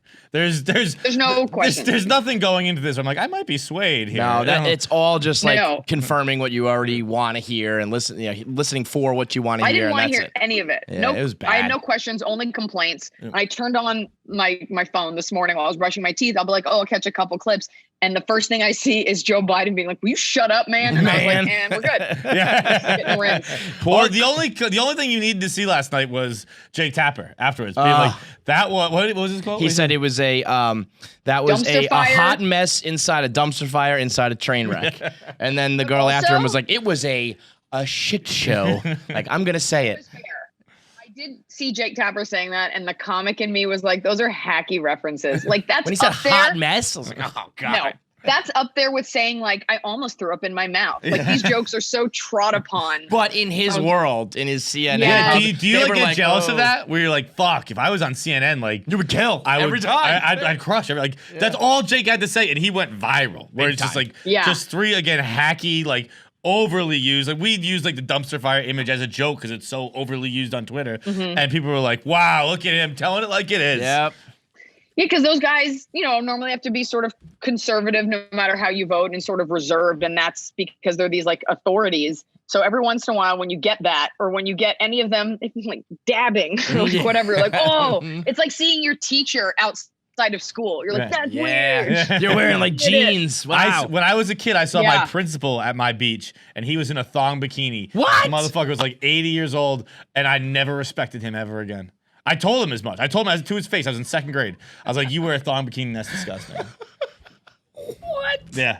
Mr. Kelly. Oh my God. There's no wonder you're so fucked up. You're name checking him. Yeah. Oh, he's definitely dead by now. So I'll Definitely dead. So let's disrespect the dead then. Now we're good. Yeah, we'll spit on his grave. The poor bastard Chris Wallace.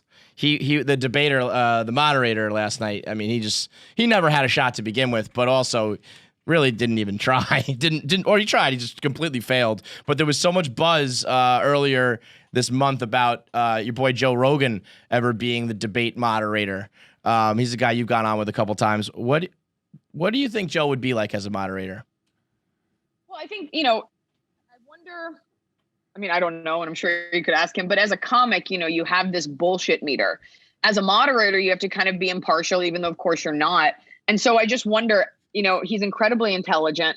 Your job is really just to posit the questions and be like, that's enough time, Senator. Now it's, you're really just kind of like a traffic cop that has to understand the issue. So it would be hard not to impart your opinion. And so in a weird way, it's not that he's so smart, but I feel like you'd almost be bored. You'd have a front row seat for the action, but you can't. I it feel would be like so you hard would to be like, stop. Here's the thing about tax reform. I feel like you'd be like, fuck off, fuck you, no way, moving on. Yeah. So I think it's also, go ahead. I was going to talk about your tour. I mean, let's do that. Yeah. What's the vibe? I mean, what does a tour even mean right now? Is it back to business as usual, or what's happening? Let me tell you this. I am so fucking jacked to get back out on the road. I did when we were normal touring, I would do this thing. This is so dorky and I don't care. And I would look up the weather. And I'd be so excited because in LA we have like one season and it's hot. And every other place, I've amassed this collection of scarves and jackets, and I get so excited because I'm a white woman to wear the scarves and jackets. But I would keep the weather on my phone, and then I'd look back and look at all the places that I'd been to, and see like, oh wow, that's right, you were in Tokyo, whatever. And I got to load up the weather for these places and see that it's like 40 degrees at night in Boulder. It's so dorky. And I held my dog and I was like, are you ready for the road? Like it finally tasted like normalcy. And it is a normal tour in that I'm going around the country. And the tour, I named it the Comedy Tailgate Tour because there's only a couple comics even doing this, because not all comics are built for this type of tour. This is not an intimate club, and this is not an intimate show. It's a drive-in. Are you going with like they changed their car radio to a certain station, or are you going like big speakers? So there's both. There's speakers and they tune in on AM radio. And what's great about AM radio is nothing, but what's great about using the AM radio in the show is that there's no delay. Like even in a massive theater, there's a delay to the back of the room. And so now people can hear it in real time. So even though you're not hearing the laughs, they're still feeling it, and you can kind of set your own pacing. But I called it the Comedy Tailgate Tour because I wanted to impress upon people that it's a hang. I wanted to bring up like Americana ideas of your car and alcohol and food, and you can bring all these things. You can sit in your tailgate. Some venues, they give you a little like patch of land, and you can bring chairs and you can make it like a hangout. And I wanted people to feel that for this show. So that's why it's the Tailgate Tour and not a drive-in tour. I mean, tailgates are more fun than whatever it is you're tailgating usually. So when you make the event a tailgate, it's like, there's plenty of times where it's like, I don't even want to go into the game. Let's just stay tailgating. And that's what you get to do for the whole show here. Turns out none of us bought tickets. We can't afford them, but we can eat these hot dogs. We did two. We did one in New Jersey, which was really a parking lot outside of a racetrack, but they'd set it up and it was cool. And then we did one in Cape Cod. And that's when I was like, we got to call it the Comedy Tailgate Tour. They had bistro lights set up, which as a woman, I'm like, ooh, bistro lights. And there was like a dust in the air. It felt like a rodeo, and people each had like a little roped off area next to their car, and they brought chairs and they brought wine and cheese, and I don't know who's driving them home, but real Cape Cod shit. Real Cape Cod. Rope belts, whales on their shirts, a lot of cocaine, a lot of sockless moccasins. It was awesome, and it felt warm, and it felt good, and it felt different. It's different. And we loved it. And so I'm encouraging people to come out. We got merch, we're ready to go, and the shows are selling out and people love it. So how are you flying, or are you busing it? We were going to do a tour bus, and then I'm not going to bore you with the details and logistics and me calling someone a fucking idiot. And so we opted not to do the tour bus. But we got 9 dates, which is a far cry from like the 40 that we had before COVID, but 9 dates all over the country, landing in some places, driving to others. But just to get the chance to be back out there and to connect with people, especially living, you live in Los Angeles, you live in your own little, I hate to say bubble, because Los Angeles is a very diverse place. But just getting to connect with the rest of America in an unarmed way and to practice your craft. Yeah. How weird is it like without the laughs? Like they are. You said they are some outside. So it's not like there's no laughs, but like, does that affect your pacing really? Yeah, because I talk very fast, and sometimes I watch myself, and I'm like, if you just slow down, you could get 2 hours out of this hour. It's a little bit slower, and I don't mind it. And I think as I get older, I'm like, maybe we don't have to do a crab walk across the stage. Maybe we can like take a fucking breath. And so they honk now instead of clap, which sounds dystopian and weird, and it is. Yeah. And mentally, when you're hearing the honk, we're programmed to not like a honk. A honk is a bad thing. Right. If you can just get over that mental hurdle, it's weird, but it's not bad. It's just different. See, it's like petting a hedgehog versus your dog. You're like, okay, I know this. Different, but you still need the love. So what's I would feel pressure as a viewer, listener, whatever it is. What's the appropriate amount of honking? Do you give it like a burn? Do you like a bop bop bop? I mean, You feel it out for yourself. yeah. You really do. And you can hear the laughs and you can feel the energy. Really? Like it's palpable. Yeah. I would think the opposite. I would feel like it would be like you're kind of like alone on this stage being like, oh, I hope they're into it. But you can tell. You're alone on the stage regardless. Yeah, You're gonna be yeah, alone you're right. no matter. It's a weird thing, and I don't know that I even have the hang of it, but I think the important thing is that like we're all trying. Like I tried very hard to bring them the show. They made the effort to come to the show. Like we're all coming together, and I just keep focusing on that. And it is a little weird, but I kind of liken it to like Warped Tour because you're outside. I love being outside. It's an outdoor venue. It feels very rock and roll, and inherently American because of the cars and the drive-in nature. So it's definitely this like brave new weird world. But I'm just really happy that we were able to put this together versus like playing a venue at like half capacity or something like that. It doesn't feel sterile because everybody's in their cars. We're not at like, right. We're not sitting 8 apart at theater. So I think we'll all just kind of figure it out together. Where's the next show? Where are the next few shows? I don't know. No, it's Butler, Pennsylvania. Like all good tours, it kicks off in Western Pennsylvania. It goes, I should know this off the top of my head. It goes Butler, Pennsylvania on Thursday or Friday? On Friday. Saturday is McHenry, Illinois, it's about an hour outside of Chicago. And then Sunday is, what does that say? I don't know. Denver? Is that Denver? I don't know. Have you heard of Denver, Eliza? It's this little quaint town called Denver, Colorado. No, is it Thursday? Are there only 2 shows this weekend? What's the third? Assistant, Colorado, tell Fort me. Collins, right? It's Fort Collins. Why don't you know this? Why don't you just tattooed Fort Collins, Colorado, and then we'll go on to Texas, my home state. So that's awesome. That's super dope. pumped. We're gonna so play. Embarrassing just now. You down to play a little Answer the Internet? We did it last time. We've kind of just rolled it into a podcast segment now since obviously we're not in person. So we're going to hit you with some of the questions from the deepest, darkest corners of the web. What would it look like? If you could be the patron saint of something, what would it be? Patron saint of snacks. Patron saint. Oh, okay. Oh, then hang on a second here. You just opened up Pandora's box, babe. Clear the schedule. All right, we're going on a road trip. We got one stop at like a mobile or whatever, one of those rest stops. What are your 4 snacks you're getting? Oh, that's so tough because I'm a woman, right? So we have to consider like, will I feel fat? So you got to get water. You got to get water. Drink? No beverages. I mean, beverages are just free. That you can get beverages. We're just talking just foods.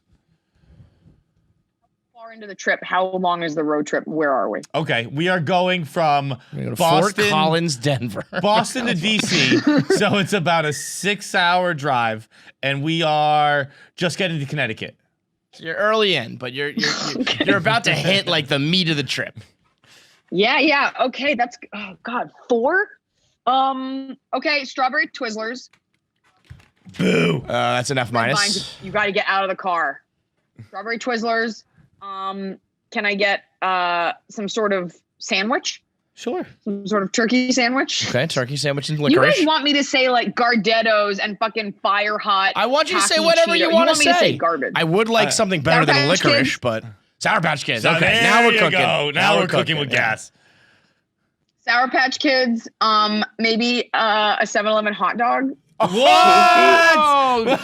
Garbaggio. This started with I'm a woman, so I'm wondering if I'm getting fat, and then it's give me a 7-Eleven diggity dog. Those ones that are Come wrinkled on, guys. and rolling on you the said fucking. we were road tripping. Yeah, well, you are road tripping, girl. I would judge the fuck out of you. I hate limits and I hate lists, and I think it's also region specific. Like in the Northeast, they have Wawa, so you can make your own like designer coffee. Yeah. And so it depends on if it's the morning, I'm going to get a fun coffee, and maybe if there's like a homemade tasty breakfast sandwich somewhere.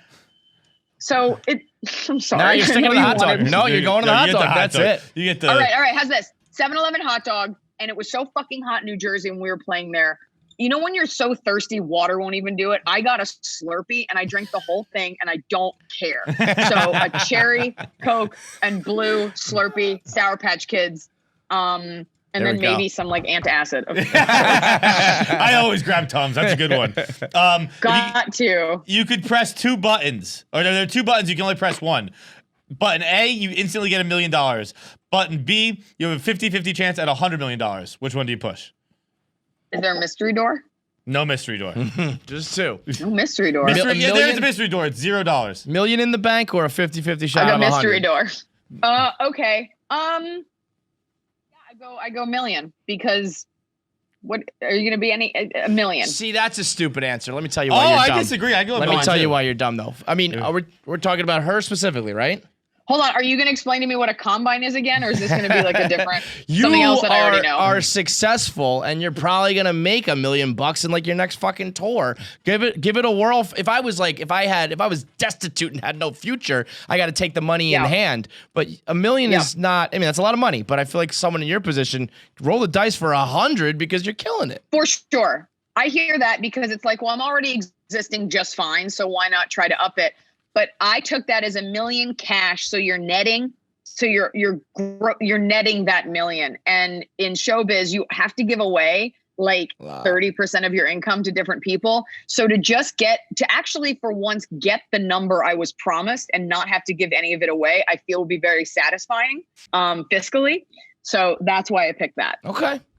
Last one She's here. like, cool, my penis just went in my body. Cool answer. And No, it makes perfect sense. Fun question. Last one. What do you think the oldest person who's ever had sex is? Father, what is it? Mr. Kelly in his Speedo. Father Kelly. Yeah, like I Father thought Kelly. You went Wasn't right to with the me, priest. Eliza.